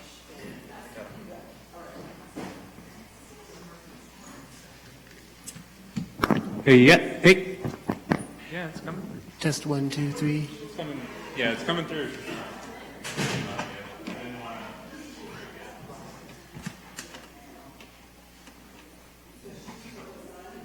Test 1, 2, 3. Check 1, 2, 3. Testing 1, 2. 1, 2, 3. I'm just trying to talk like Jeff. Yeah, if you need it louder, just let me know. I'll just be right there. Just point up and I'll get it.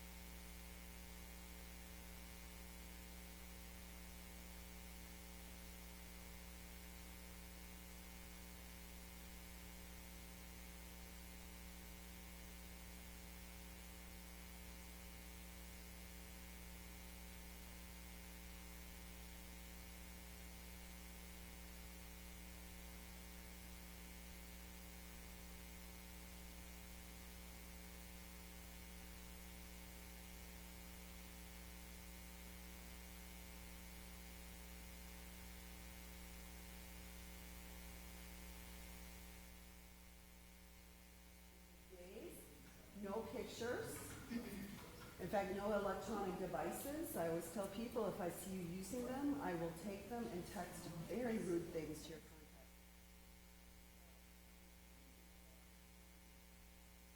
The kids know talking, even though this room has much better acoustics than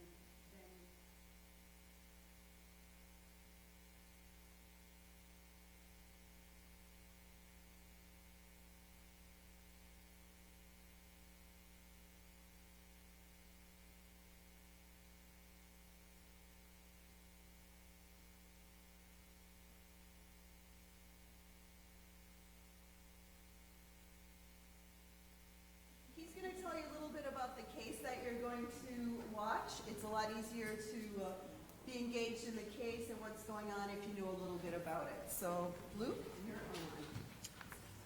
Good afternoon.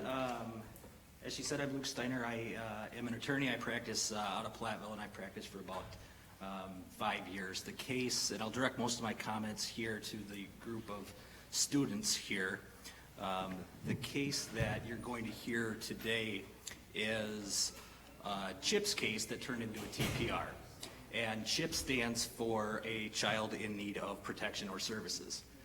Those cases arise out of several sorts of situations where the court considers the child's best interest and can make orders that, for various different reasons, a child needs services from the Department of Social Services. And it can include, as it does in this case, an order that a child is removed from a parent's home. Typically when that happens, cases are ongoing, and they'll come back to court at least every year, often more often than that, and a judge will impose certain orders and conditions that are aimed at trying to reunify the child with his or her parents.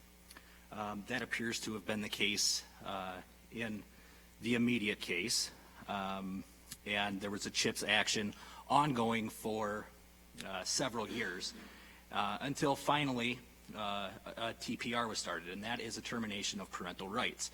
And after a fact-finding hearing, a court can order that the legal bond between a parent and a child is severed, and in effect that person is no longer legally the child's parent. That happened in this case.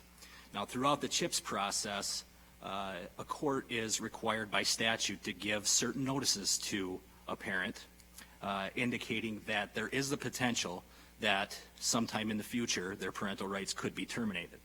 In this case, a written warning was given, I believe, one time, and throughout the various hearings throughout the CHIPS process, oral warnings were given several times. And this case, in effect, challenges whether the written warnings, which were not given each time and were not given in the last order, whether that is sufficient or not to put the parent on notice. So that's what we're going to hear today.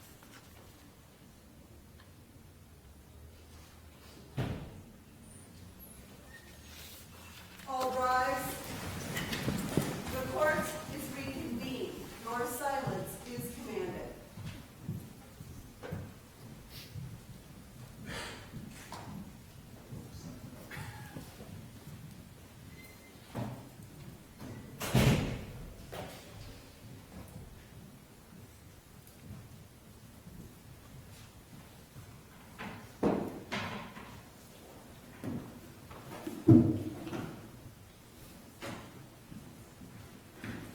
be seated.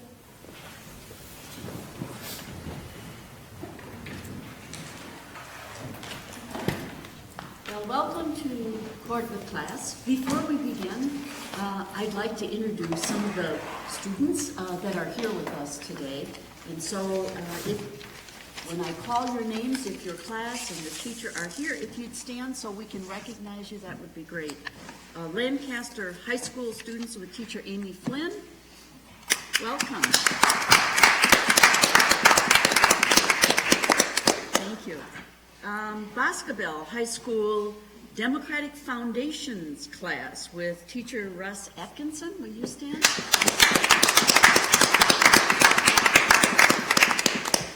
And Hannah and Mary Sargent, are you with us today? Ah, very good. Thank you so much. Well, this is our third case for the day. We've had an absolutely wonderful time in Grant County, so we're looking forward to your argument. And so I will call a case, St. Croix County versus Michael and Juanita A., case number 142431. Counsel, are you ready to proceed? Please do.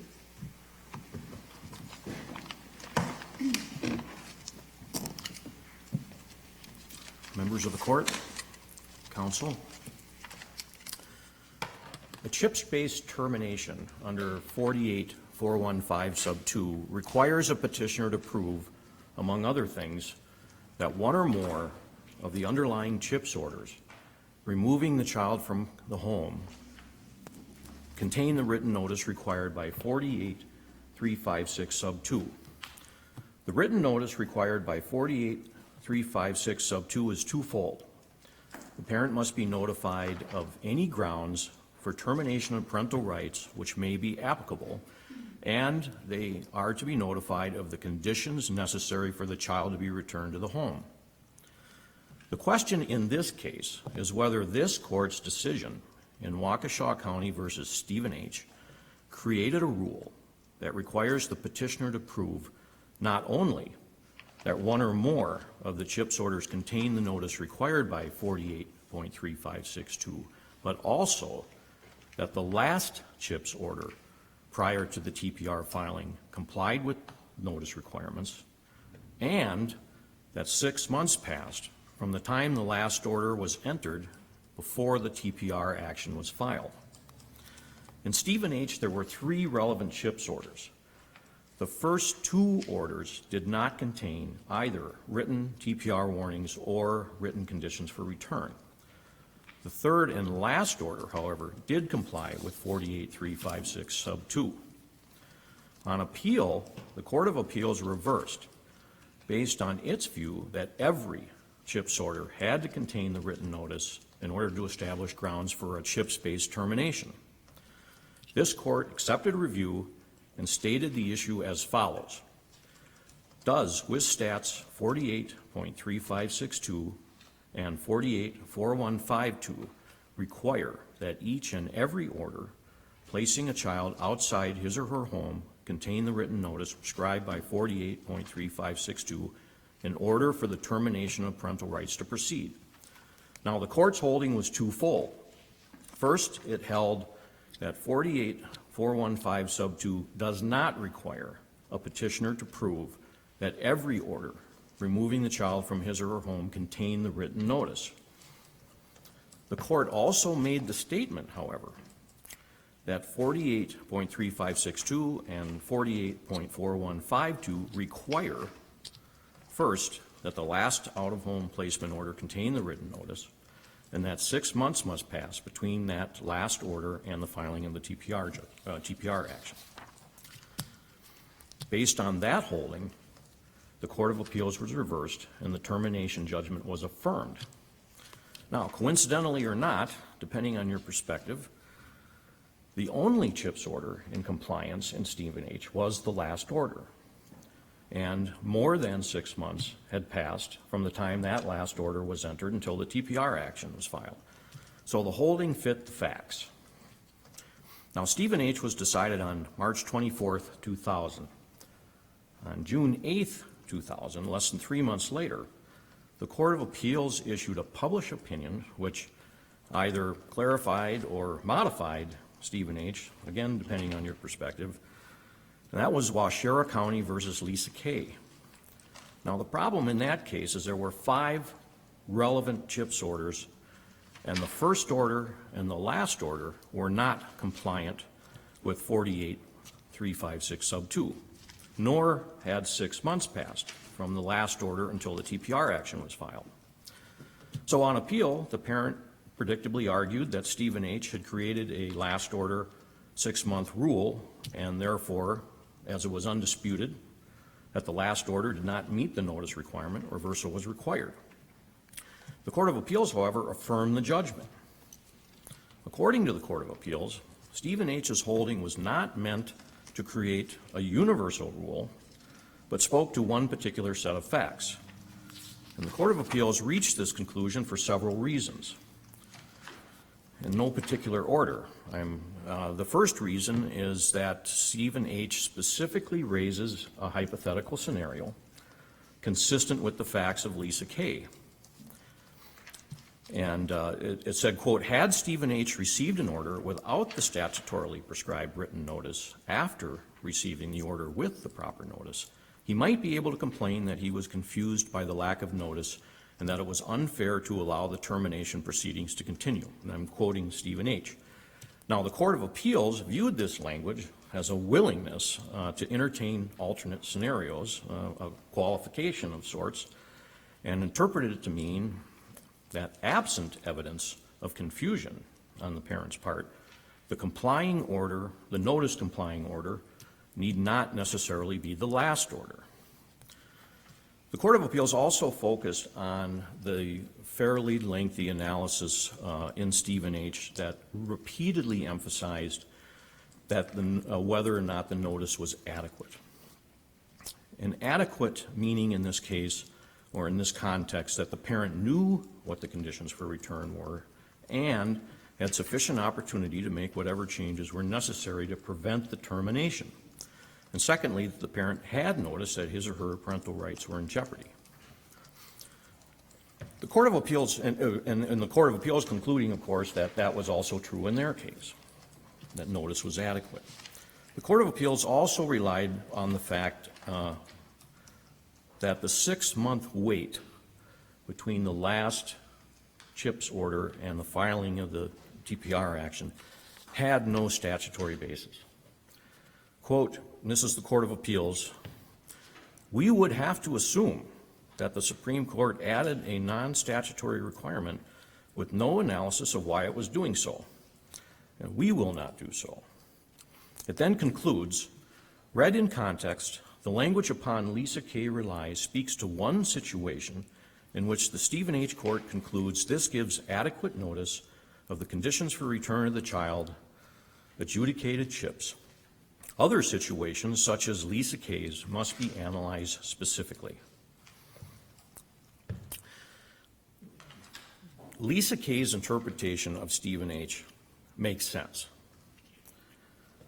The last order 6 months rule does not have a statutory basis. 484.152 does not specify which order must be notice required, notice compliant, only that one or more are notice compliant. Nor does it require a 6-month wait after the last order before a termination action is filed. In fact, 48.4152 specifically states that a child need only be outside the home for a cumulative total of 6 months. Is this case essentially about, did Lisa K. get it right, or did the, for instance, the Criminal Jury Instructions Committee that interprets it differently, interpret it being the statute? Criminal Instructions Committee states this: the committee believes that 484152 requires only that the last order placing the children out of home contain the written warnings regarding the termination of parental rights. It then goes on to say that the statute requires that the last order specified in 48356 sub 2, placing a child outside the home, which must be issued at least 6 months before the filing of the petition to terminate parental rights, must contain the written notice prescribed by 48356 2. So you've got a contrary interpretation by the Criminal Jury Instructions Committee as to what Stephen H. requires. What weight, if any, should we give to the Criminal Jury Instruction Committee? This is a 2015 print. Well, I'm not sure if they're, I'm sorry, I'm not sure if they're, relying on the holding particular interpretation of Stephen H. or not. I mean, my position primarily is that we need to look at what the statute says. Yeah, they cite Stephen, I skipped part of it. The last order must have been issued 6 months prior to the filing of the TPR. The failure of each and every order to contain such warning is not a fatal defect. In Stephen H., the court concluded that the statute requires that the last order specified in 483562, placing a child outside the home, must contain the written notification. I'm paraphrasing that. Yeah, I guess my response would be is I think they're just citing Stephen H. They're just, that's their interpretation of Stephen H.'s holding. So what I'm saying is that, is that holding, first of all, what is that holding? And then secondly, is it a holding that I think, I don't think it's a holding that comports with the statute. And I think if the statute itself does not have either requirement. And if we're talking about a constitutional issue here, then I think we need to be overt about that. And if the statute requires more than what it says it requires, then it seems to me the only grounds for that, the only source of an additional requirement would be a constitutional requirement. I would be happy to discuss that, but I think the statute clearly is constitutional. I think an argument can and perhaps has been made that that opinion doesn't comport with the statute because the statute requires any. How do you interpret the word any? What does that mean? One or more. Any means one or more? No, well, it says one or more. That's what the statute says. And Stephen H., I think, gets that right in that it says, based on that language. I mean, that's where there's somewhat of a disconnect in that case, is that it discusses the difference between what CHIPS actions require and what termination actions require and looks at that statute and says, well, when we read this, it says one or more. Well, I'm talking about 483562. That's what was cited. So I'm not saying one or more doesn't appear there, but I don't immediately see it, so help me. That would be in 48415 sub 2A1. Yeah, I know, but I'm saying sub 48356 sub 2 says any. Yes, that is true. And so in what does any mean? In a CHIPS action, every order should have these warnings. There's no question about that. And that's what this statute governs. What we're talking about today is a termination action under 48415. And my argument is that 483562 only is relevant to the extent 48415.2 makes it relevant. So you believe that 48356 sub 2 isn't relevant to the analysis? It's relevant to the extent 48.4152 makes it relevant. Well, what's the extent that it makes it relevant then? One, proving that one or more court orders contain that warning. Didn't Stephen H. say, look, you've got these two different statutes. You've got 1.356 sub 2 that says any. You've got the other one that you're referencing that says one or more, and we got to reconcile this. I would beg to differ. Okay. I would say there's nothing to reconcile. The only thing you have to do is meet the statutory requirements under 484152. Let me just be clear. Are you begging to differ? That's what Stephen H says we've got these two and we've got to reconcile them? Or are you saying they may have said that, but they're wrong? I'm not quite clear what your Okay, position is. I apologize for that. No, I think my argument, first of all, is they're both Lisa K. and Stephen H. are wrong. Okay, Well, that consistency is good sometimes. they're both adding, they're grafting and superimposing additional requirements onto the statute. Okay, whether it's Lisa K. is claiming that there has to be proof of adequate notice. As long as there's proof of adequate notice, apparently above and beyond proof that one or more orders contain the written notice, then you're okay. Now, the question is Stephen H. saying that, or is it saying, oh, we have a categorical rule here, it's got to be the last order and it's got to be 6 months, a 6-month wait. So the argument's in the alternative. I think either standard we meet here. There's a direct finding by the trial court of adequate notice. So if the standard is adequate notice in addition to one CHIPS order having the written notice, we're okay. Obviously, the last order in this case was not the complying order. If that's the rule, the Court of Appeals is correct. Was there an order in this case, a written order in this case, which placed the child outside the home or denied visitation? But this would be outside the home, right? Right. So 356 sub 1 says, in addition to the oral notice under sub 1, right? Under 2, any written order which places a child or an expected mother outside the home shall notify the parent of the information under 1, which includes what you have to do to get the kid back. Right. Right? Okay. So was there notice here? Was there a written order here that placed the child outside the home? Yes. Did it contain the instructions under what? Yes. Pardon me? Yes. And does that end the case then? In That's your opinion? only one. There were 2 additional orders that did not. All right. The first order. And did they come under 48-356 too? So there's no question that there was a lack of compliance with 48-3562. All right.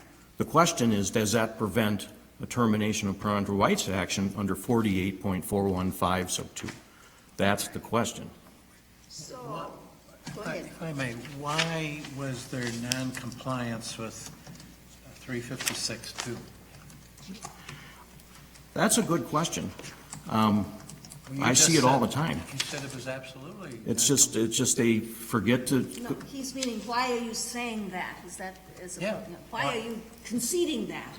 Because 2 of the later orders did not have written, the last and second to last orders did not have written warnings and written conditions for return attached to the order.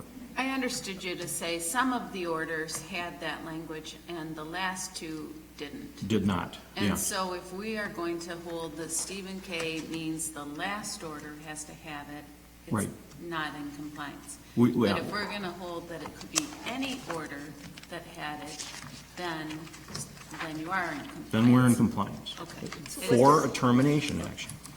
What? We're not in compliance with 48.3562, and we concede that, because not every order contained the written.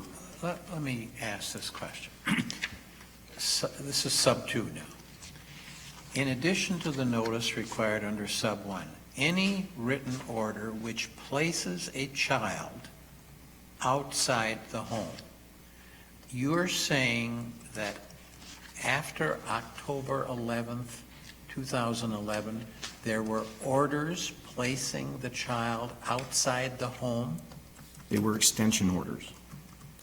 So the initial order placing the child outside the home in October 11th, I believe, is the date of the order. The initial order complied. And then the extension order, my understanding is this court has previously interpreted extension orders as removal orders. And so therefore, if the CHIPS disposition, removing the child from the home, is continued after 12 months, and there's a renewal, that's also then it triggers 48.3562. Since the orders do have I believe a 12-month maximum. They have to be renewed. Do you have to renew an order placing the child out of the home? Right. You have to do it. I believe so, yeah. Okay. Because the CHIPS action itself has to be renewed. All right. And so it's your position that any order placing the child outside the home, which has the written notice, is good enough regardless of the number of extensions and regardless of the number of succeeding orders? Yes. All right. Based on the statutory language. Based on 356 sub 2. 48.415. Any order to mean any order. You don't read any to mean all orders. I'm sorry? You don't read any to mean all. Well, I'm just making a distinction between what 48.3562 requires. Clearly, that statute requires every CHIPS order removing a child from the home to contain the order. That's what the CHIPS judge should do. And 48.356 is different than 48.415, Right. 48.4152 is what defines a completely separate cause of action, which is a termination of parental rights case. And that statute says, in order to bring a termination of parental rights, this is what you have to prove. And what you have to prove is that one of the orders contain the written warnings. And I think there's reasons for that. Tell me what subsection you're looking at that says what you just said. It would be 48.415 sub 2A1. 48.415 what? 2 what? Subsection 2A1. A1 says that a child be adjudged. That child has been adjudged to be a child in need of CHIPS and placed or continued placed outside his home pursuant to one or more court orders under 48.3, does it say 346? And Stephen H. discusses that distinction at some length. And it says placed one or more orders containing the notice required by 48.346.2, right? Right. Okay, so what do you come under this case? What kind of, it was continued in place, meant outside his home pursuant to a court order under, are you under 48.345? Yeah, it's one of those. Which one? Yeah. I mean, it clearly applies. I mean, it clearly applies. I'm not sure if it's 345 or 347, but you know, we do have to prove that one or more of the CHIPS orders contain the notice. It doesn't say one or more. It says Pursuant to one or more court orders. Pursuant to one or more court orders under that containing. So your view is that if it's a court order under one of those sections, only one of them needs to have a notice required by 356.2. Right. And how does that fit with Lisa K? Well, Lisa K. Obviously had one. Well, they had more than one, but they didn't have all of them. You know, if you're looking at 48.3562, of course, it requires that all of them have the written requirements. And so if that's what's going to be what's governing here, it's all or nothing. Obviously, 48.4152, I believe, says one or more. So if we have less than all of them, that's fine, as long as it's one or more. Lisa K., I think, is distinguishing the holding in Stephen H. That's what it's trying to do. It's trying to find a way to say, look, what Stephen H. is really doing is saying, as long as we can show adequate notice, and in other words, actual notice, then you don't have to, it doesn't then have to be the last order, because that's the point of having the notice in the first place. You don't have to show any notice if you can show actual notice.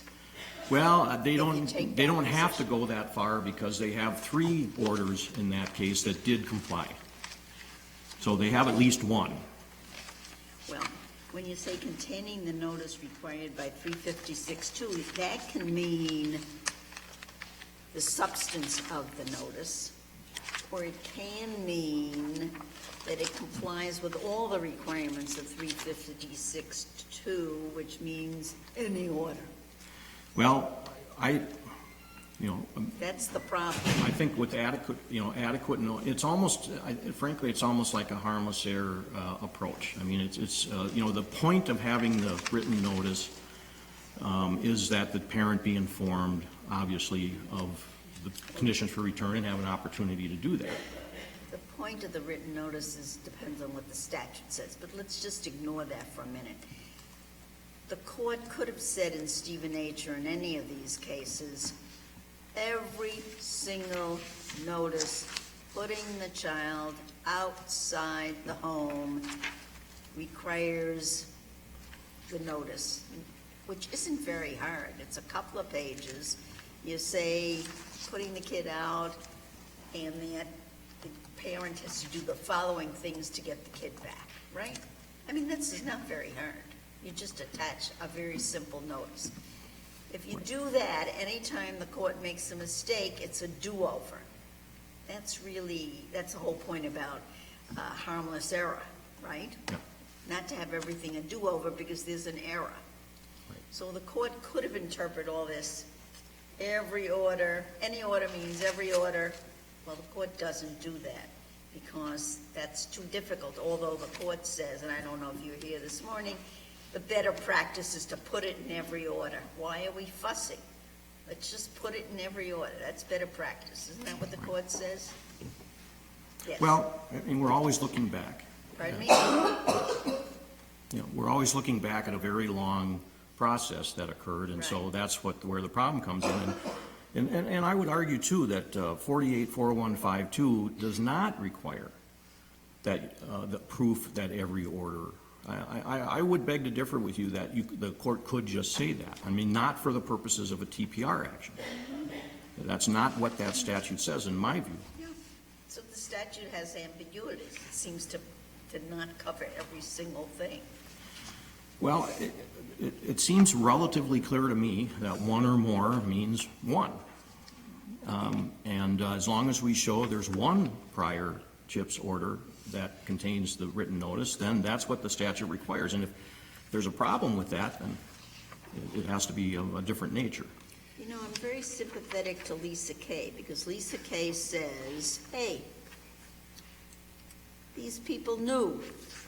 They had actual notice regardless of what any of the orders said. They had actual notice, therefore they're bound. And it doesn't matter whether they got a written notice under A conditions or B conditions or anything else. I mean, after all, the goal of the statute is actual notice to the parents to know what the problems are and how they fix it, right, to get the child back. The problem with that is that every case is a fight. Did the people get real notice, actual notice? Whereas if you say every order should include it, you don't ever have to get to what really happened. Or one order have it. That's enough. That's right. Thank you. I think we have, the red light's been on for a while. Don't know, I want to know what your position is. Is it actual notice or is it any order? My position is one order. One order is Regardless of notice, regardless of actual notice. Right, and I Okay, could go into that more, but I can't. thank you. Thank you.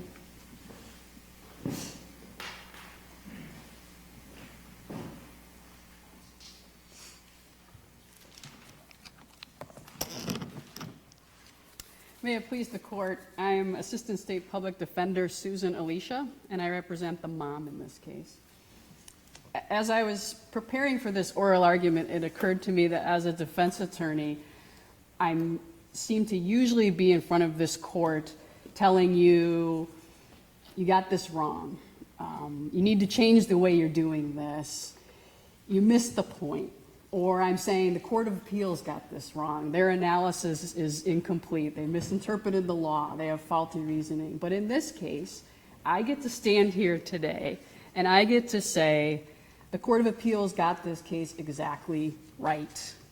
Okay, the Court of Appeals was exactly right when they said Stephen H. created an unequivocal rule. This court got it exactly right in Stephen H. when this court created an unequivocal rule. This court's decision in Stephen H. is very carefully reasoned, and when you read it, you see that this court applied the legislature's words to the policy goals in the Children's Code as stated by the legislature and created a rule that is very clear. A rule that's easy to apply, a rule that's easy to understand. A rule that gives practical meaning to the words of the legislature and balances the goals of not keeping children in limbo, while at the same time recognizing that parenting a child is a fundamental and important right, and that right also has to be protected. Stephen H. is a really good opinion, and it made good law, and it's worked for 15 years. I wrote it, and I really appreciate the remarks, but I'm willing to reconsider, because I think you have to look at how things work, right? Sure. So the fuss seems to be that it adds a 6-month requirement. Where does it, so how do you defend Stephen H.? I think, again, it goes back to what I was just saying. I believe Stephen H. balanced the policy goals that the legislature set forth in Chapter 48, and it balanced the words of the legislature.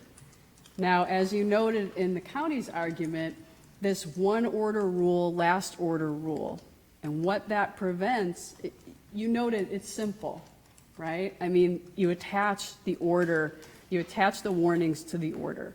This doesn't require a lot of work for anybody. It's actually a form that just lists all the TPR grounds, and they have boxes next to them. You just check the boxes. That's all it is.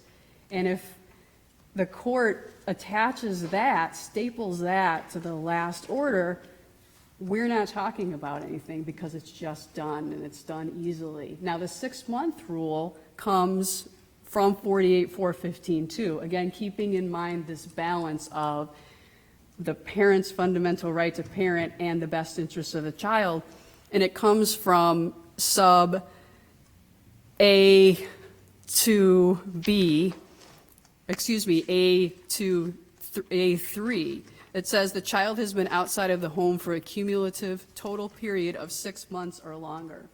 And I read Stephen H. to say that's where that 6 months comes from.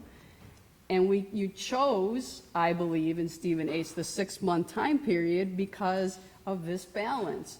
We're notifying the parents in writing, you're at risk for a TPR, and here are the conditions you have to meet, or else you could lose your child. But if we do that notification and a month later a TPR petition is filed, well, we haven't really recognized the right of the parent to meet those conditions and be reunited with the child, or the child's opportunity to be reunited with the parent too.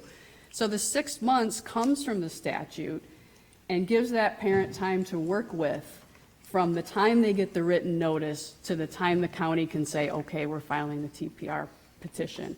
And I think a really important point not to forget that can get kind of lost as we look in these statutes is stepping back a little bit to sort of the basic TPR framework that the legislature set up. This is a 2-step process. All right, we have a bifurcated process with the first stage being the grounds phase, where there's a determination as to whether the fact finder determines whether a TPR ground exists. And if the grounds are found to exist, the parent is found unfit, and it moves to the second phase, which is the dispositional phase. Now, the first phase, this grounds phase, is set out in 48.424.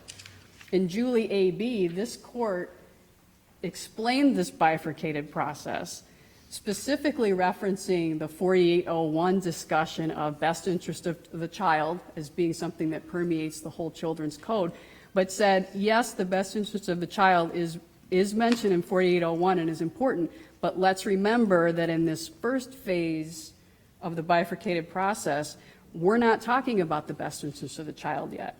We're talking about the parents' rights being paramount. The best interest of the child comes at the second phase, which is disposition. So while the best interest of the child is a legislative objective of the Children's Code, we have to remember this two-part process. Remember what this court said in Julie A.B. and another decision of this court, which was Evelyn C.R., that this first phase, and that's what we're talking about today, this first phase, is where the parents' interests are significant and paramount, and fundamentally fair procedures are necessary and required to protect the parents' interests. And obviously what the legislature determined is that one of those fundamentally fair procedures that we need to protect the parents' right is notice. And that's what brings us to the two statutes that we're talking about today, this fundamentally fair concept to the parent and what notice is required to a parent, because we don't want to be terminating rights to parents who aren't aware that they're at risk for that or aren't aware of what they have to do to prevent that from happening. And I think particularly in the continuing CHIPS ground, the legislature wrote that right into the statute. So when you look at 48.415.2, it's right in there containing the notice required. I mean, it's actually the words of the statute, an element. The legislature put that in there for a reason. And the reason was coming back to this fundamentally fair procedures that we want for the parents. Juanita had been before the court on multiple occasions, and my understanding is that there had been a lot of discussion about what she needed to do, when she needed to do it in order to get Matthew back. Are we not to consider those oral conversations at all, or how do they fit in with your argument? Well, I think the Stephen H. rule says, no, we don't have to consider those, because staple the warnings and staple the conditions onto the order, the last order. And a reason why I think, again, that's such a good rule is that we get in danger if we start saying, well, what did she really know? And that sounds like the actual notice kind of approach to this. What did she actually know? Was she actually aware of it? Then aren't we in... Lisa Kay says?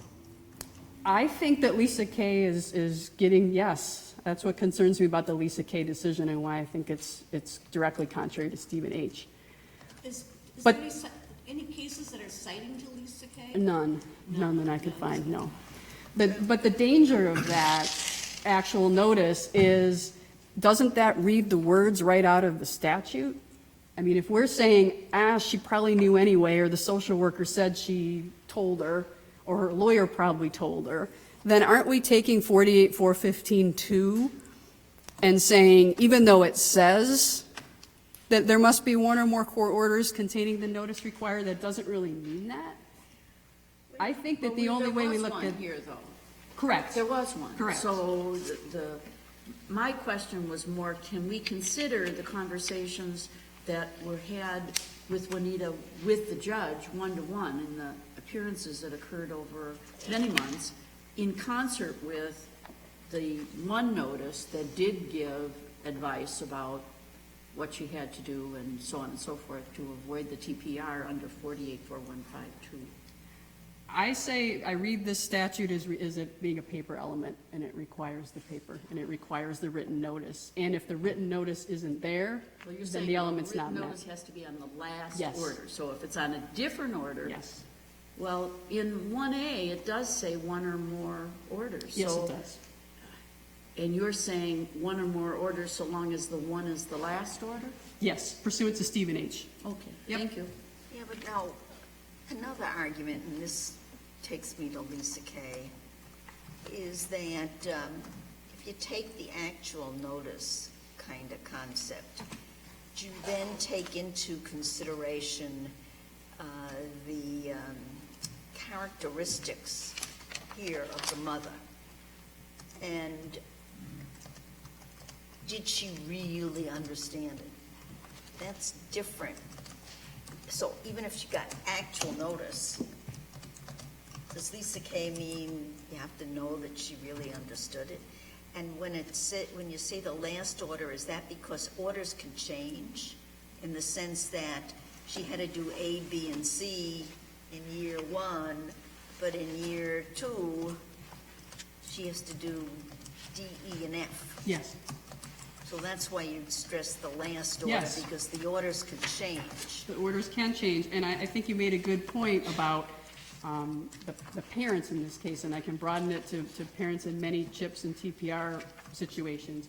I think as we sit here as attorneys, we know, read the fine print, ask questions, understand the documents. That's how we process things. And if we're attorneys and also parents, you can't help but think, not only would I be reading the four corners and processing and asking questions and wanting to know what's in the documents, but as a parent, I would be doing everything I needed to do if my child was taken away. I would be meeting these conditions. I would be doing all of that. And we can look at these cases sometimes through that filter of that attorney perspective and that parent perspective, but when you step back and look at so many of these CHIPS cases and TPR cases, these are often people in chaotic situations. They aren't coming into the system and having your child taken away unless there's some sort of chaos, right? Often with low IQs, mental health issues. My client in this case had an IQ in the 70s.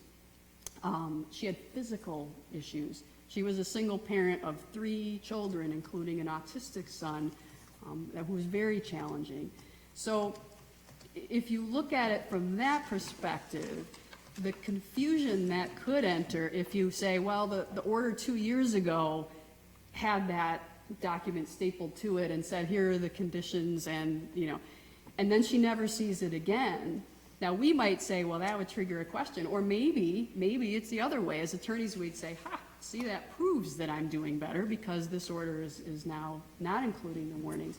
But when you have staggered orders and you don't have it in the last order, I think it sets the impression to a parent that must be off the table. They were talking about TPR, now they're not talking about TPR. I'm improving, but that's not what's happening, and that's where this fundamentally fair procedures come in to protect parents in this stage. We can have parents not realizing what's at stake when all it takes is stapling the form with the boxes checked to an order, and then the last order puts them on notice. This is the last thing I've received, and this is telling me I'm in danger of a TPR. Can she read? She can read, yes. At what level? I do not know her grade level of reading. In the 70s, maybe second grade? Yeah, it would be a first grade low level? reading level, absolutely. Yeah. Could I get the facts clear? Are there any orders in dispute other than the 2 extension orders after October 11th, 2011? There were, in terms of the number of orders that were filed, we've got the October 11th order that does include the written warnings. They're stapled to it. Then after that, we have an extension order on December 19th. That warnings were required and they were not included. Then we have a September 11th, 2012 extension order. Again, warnings required, not included. So she received warnings in October of 2011. This termination petition was filed in June of 2013, and she had not received the written warnings since the 2011 October hearing. And she had made improvements, I would say, in terms of factually. I mean, some of the conditions for return included her son wasn't supposed to be more than 10 feet away from her, and she had moved to a home in 2012 that had a fenced-in yard, and it was enclosed and he couldn't get out. So her perception could be that was the main concern the county had, was him running away. I've moved, and my house now has a fence. I'm making progress. I mean, it's a logical assumption that she could have made since that October 11th order with the warnings. Did either the December 19th or the September 12th orders following the October 11th order, did they make any changes in the order of October 11th? Because they don't include the conditions for return, I don't know, because they're not included in writing. I looked through the record to answer that question myself. Were there changes, modifications? Again, when we don't have these things in writing, I don't know. So I looked for it and couldn't find the answer to that question. What about in the oral communications? It could have been, although as the Court of Appeals noted, the oral warnings were insufficient in this case as well. Were sufficient? Insufficient. Insufficient. There were, oral warnings were required at 7 hearings, and they were only given at 3. So that she's short of oral Yes. instructions as well Yes, as she written. is. So you can't find in the oral instructions what the latest conditions are. That's what I hear you saying, but I don't mean to put words in your No, mouth. I'm saying in my review of the record, I looked to see if there had been changes, and I couldn't find what the conditions were, much less whether they are modified in any way. Are there any words to the effect that this extension order incorporates by reference the order of October 11th, No. 2011? No, although I'd argue that even if there were, that wouldn't be sufficient either. But it'll be a good start. It still wouldn't be good enough. It seems to me you also have subsection 1 of 356. Mm-hmm. And that talks about oral notification at the time someone is taken out of the home, outside the home, Right. and for the reviews of the permanency plan. Mm-hmm. Okay. And I think I read in the Court of Appeals decision that there were 2 hearings involving the permanency plan that did not involve any of these warnings orally. Yeah, that's correct. They also noted that the perm plan orders, the written orders, didn't contain the warnings either, although I would say they don't need to in the written, but they weren't in writing or orally, as I recall from that They opinion. were? Not. What if the court were able to resolve this matter against you on sub 2? What about sub 1? Well, sub 1, when you look at 48.415.2, it references sub 2 and the written requirements in sub 2. So what's required in a TPR action is the written order under sub 2, and the oral warnings under sub 1 haven't been found to be mandatory. In other words, if there's a failure in the oral warnings, that isn't going to require dismissal of the TPR. And that comes from 48.415 too. When you look at the language of the statute, the legislature says the child has been adjudged CHIPS, placed or continued in a placement outside the home pursuant to one or more court orders containing the notice required. So the order itself would be in writing, and that would require the written warning. If notice is important, what kind of notice? Of course, we're discussing here today. But I look at the 2 permanency hearing orders in this case, one dated May 15th, 2014, another dated June 5th, 13. And it seems to me that the orders are internally inconsistent. Referring to the June 5th, 13 permanency hearing order, under 1A on the first page of that order, it says the permanency goal for the child juvenile has been returned to the home. Under B of 1, it says this goal is no longer appropriate. But when I go to page 3 of that order, it says the permanency goal for child juvenile remains returned to the home. I look at the same inconsistency in the order of May 15th, 2014. Under 1A and B, it says the permanency goal for child is no longer returned to the home. But on page 3 1, it says the permanency goal for the child juvenile remains return to home. So what is a Philadelphia lawyer supposed to think about what's going on here? What is it? Is it page 1 or is it page 3? What kind of notice do we have here? Or is this inconsistency in these permanency orders of no import? Well, I think under Stephen H., in a sense, to say it's of no import, I don't like to say, because it is important, and I think of my client, and if we're confused by that, how much she have perceived it with the limitations that she had. So I think it is of import on a practical level. On a legal level, this court's made the ruling in Stephen H. that last order must contain this written notice, and it didn't. So even if there are inconsistencies as recently as May 15th, 2014, if you follow your interpretation of Stephen H., those inconsistencies are, I'll say, ameliorated because of a bright line rule. But if you don't have a bright line rule, instead you focus on notice and no bright line rule other than someplace, somewhere it says it, of what import then are these?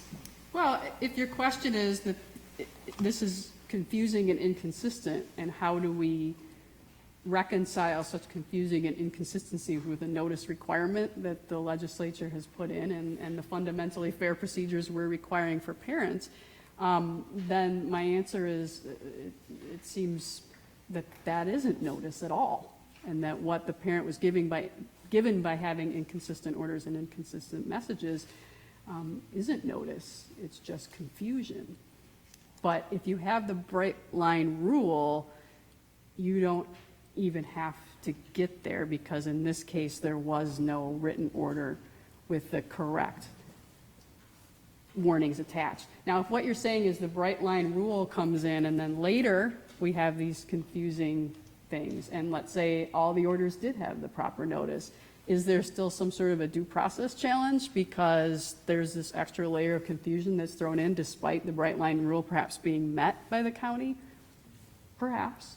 Sure. I mean, if you have a situation where the Stephen H. rule is met by the county, but there are other things that happen afterwards that add confusion, I'm not going to tell this court that there could be no due process challenge to that. I think there could be. It's just not at issue in this case because the Stephen H. rule wasn't met. And as the Court of Appeals ruled, the petition should be vacated and dismissed because of that. But on a hypothetical situation, if there was no Stephen H. rule, then that's a problem, and I think it's a due process problem. In my chambers, we shepherdized Stephen H. and Lisa Kay to see what was happening.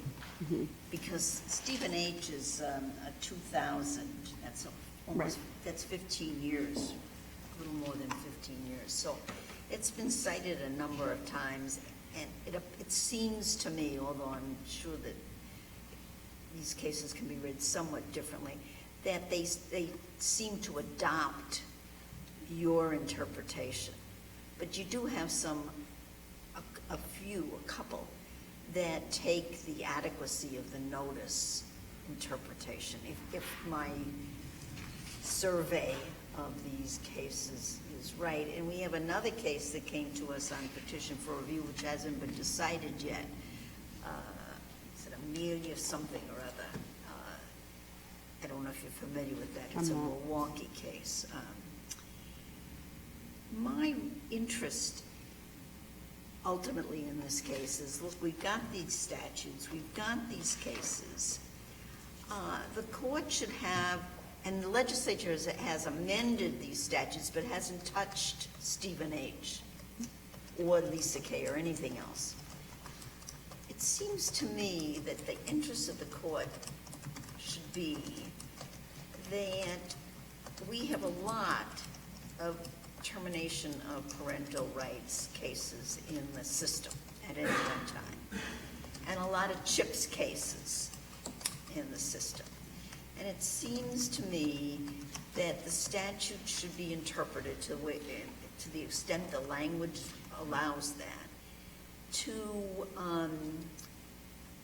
give fair notice and fair play to the parents, and at the same time, not set up a procedure where the trial courts of the state have to jump through so many hoops that they're going to make a mistake, and the result will be increased time where the child does not have a permanency plan, which involves various federal issues too, which we're going to stay away from.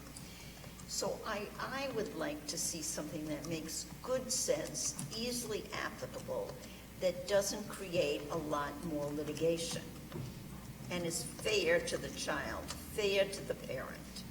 So what do you propose if you agree with my principle? Maybe you could just say, well, I can't reach my principle, just follow the statute. No, I agree with your principle, and I think that's the principle that came through in Stephen H. I think the concerns you raised were all answered in Stephen H.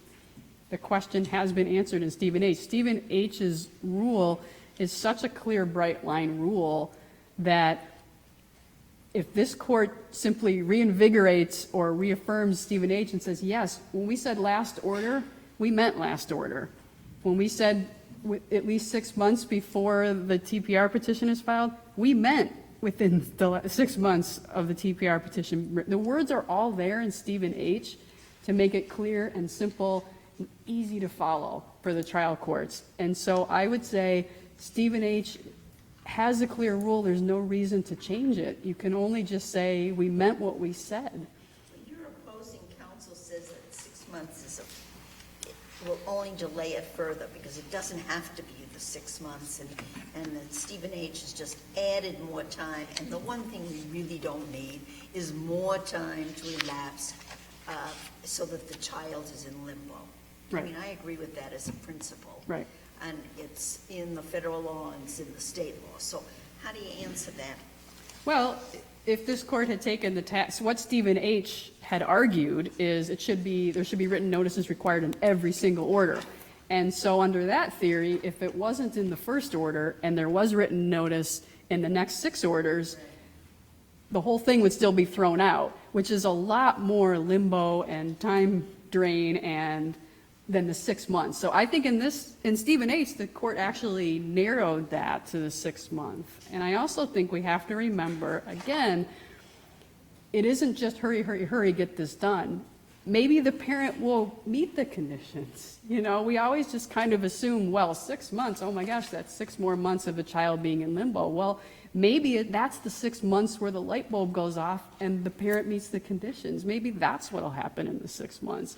So the assumption that all the 6 months is a delay of the inevitable is a little cynical. I mean, maybe that's going to be the case a lot of times, but maybe sometimes that 6 months will provide the opportunity when the parent has the written notice and actually understands what she's facing. Maybe that moment is when the parent turns it around and the child is reunited with his mother.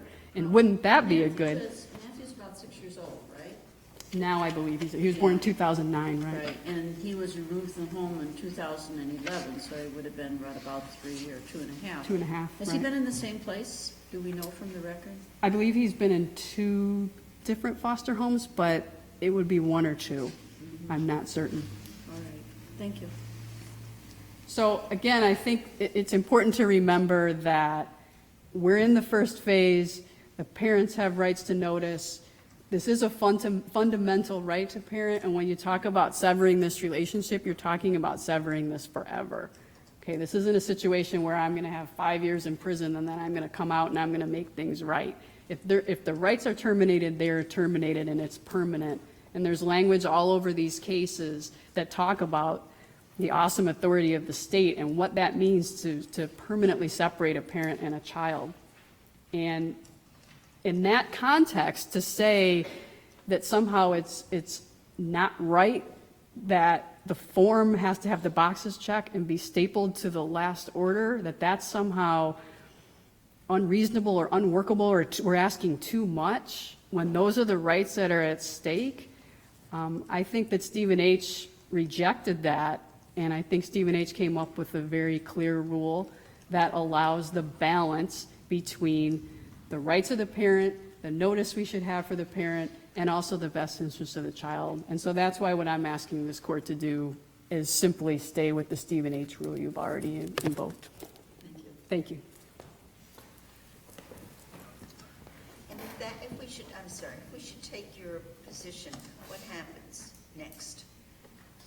If this court simply affirms what the Court of Appeals has already done, the Court of Appeals opinion ordered that the TPR order be vacated and dismissed. So what would happen next would really be up to the county, whether they're going to pursue another CHIPS order or take it from there. But what if this court affirms the Court of Appeals, the TPR order will be vacated. Just to start again, whatever they want to start. Right.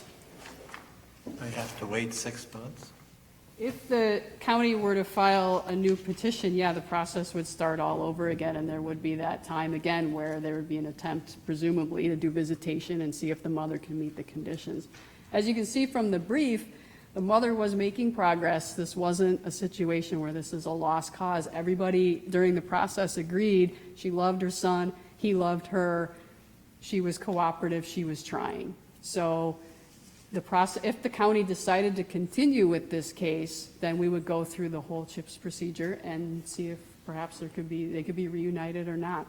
But it would go through the CHIPS procedure again. And if the court does not take your position, then the court moves on to the second issue here of whether or not she met the conditions. Correct. Or it could be remanded to the Court of Appeals to make that determination, because they never reached a decision on that issue. And this is still in phase one then? Well, there was a trial and disposition, but the Court of Appeals, because they reversed on the Stephen H. rule, never reached the sufficiency argument. Okay, so we would have to do that or send it back. Or send it back, right. What do you recommend? Because the briefs do discuss at length. Right. Whether the conditions. Right. Well, my position would be for it to be remanded back to the Court of Appeals because they never had the opportunity to reach the issue. Thank you. I'll try to be very quick here. I just wanted to point out, first of all, in terms of these permanency plan orders, I don't know for a fact, but what may be going on there is what they call concurrent planning, where they'll actually plan both scenarios, return to the home and adoption. And that is something that the statute allows, and they will do both. And it may be a contradiction, but the point is that they're going to still try to help the parent with returning the child to the home, but they're seeing the handwriting on the wall, and they need to start getting ready for the possibility of an adoption. So, I can understand that, but my inquiry really goes to the adequacy of notice. right, and the permanency plan is not meant for notice. I mean, that is permanency planning is what it is. Okay, it's not meant for notice, but of course, the permanency plan is one that is in the record. The parent knows of the permanency plan, Right. and the parent, if the parent reads it, it's looking at page 3, the goal remains return home. So I'm not sure how much notice that gives. Maybe it does, but I'm not sure how much notice that gives to someone that termination of parental rights is on your heels when Well, the goal remains return home. I will say this, the topic of discussion in those permanency plans is how is the parent doing vis-a-vis the conditions for return. That is the discussion. And so in that sense, the notice is right, you know, the rubber meets the road. I'll tell you what one of my major concerns, and I need you to address this, and that is what I call satellite litigation.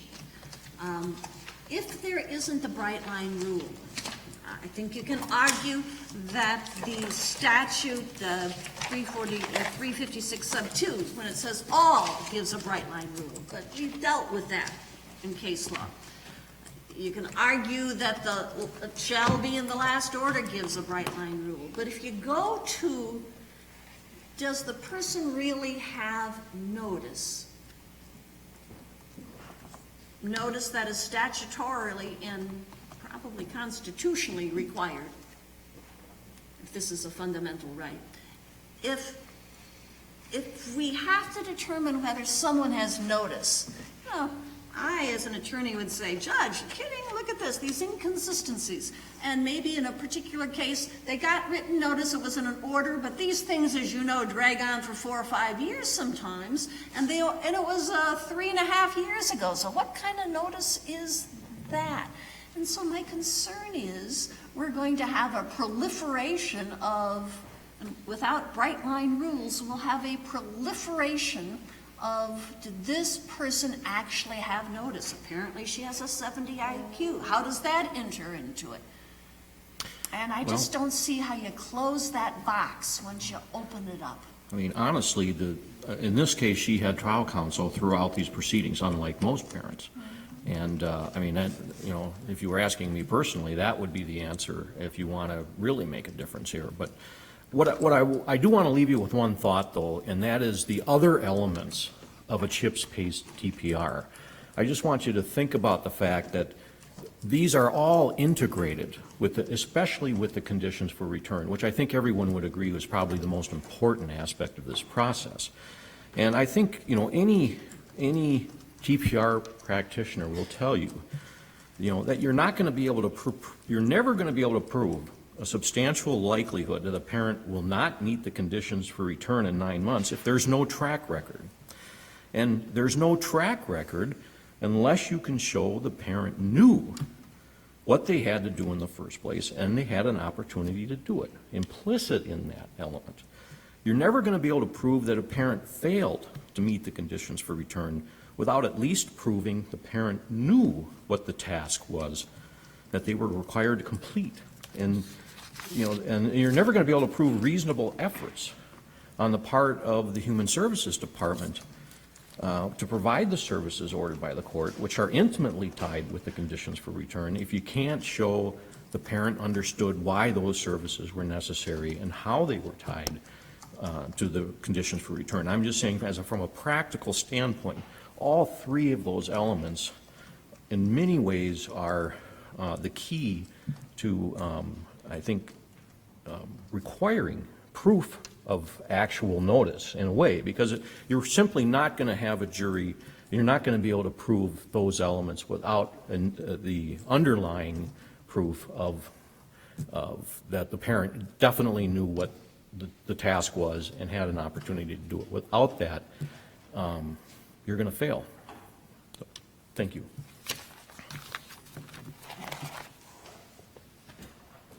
Thank you very much for the third argument today, and the third one that's also excellent. Both counsel's briefs were very, very helpful to the court, and the argument was helpful as well. So I thank you so much on behalf of the court. This concludes our arguments in Grant County, which has been a total pleasure.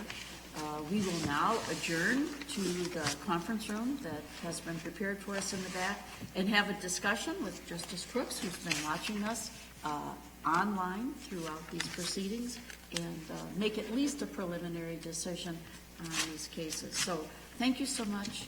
It's really been a pleasure to sit here in Grant County. We are adjourned. If you want to hear more or see more, come tomorrow. See us in Madison.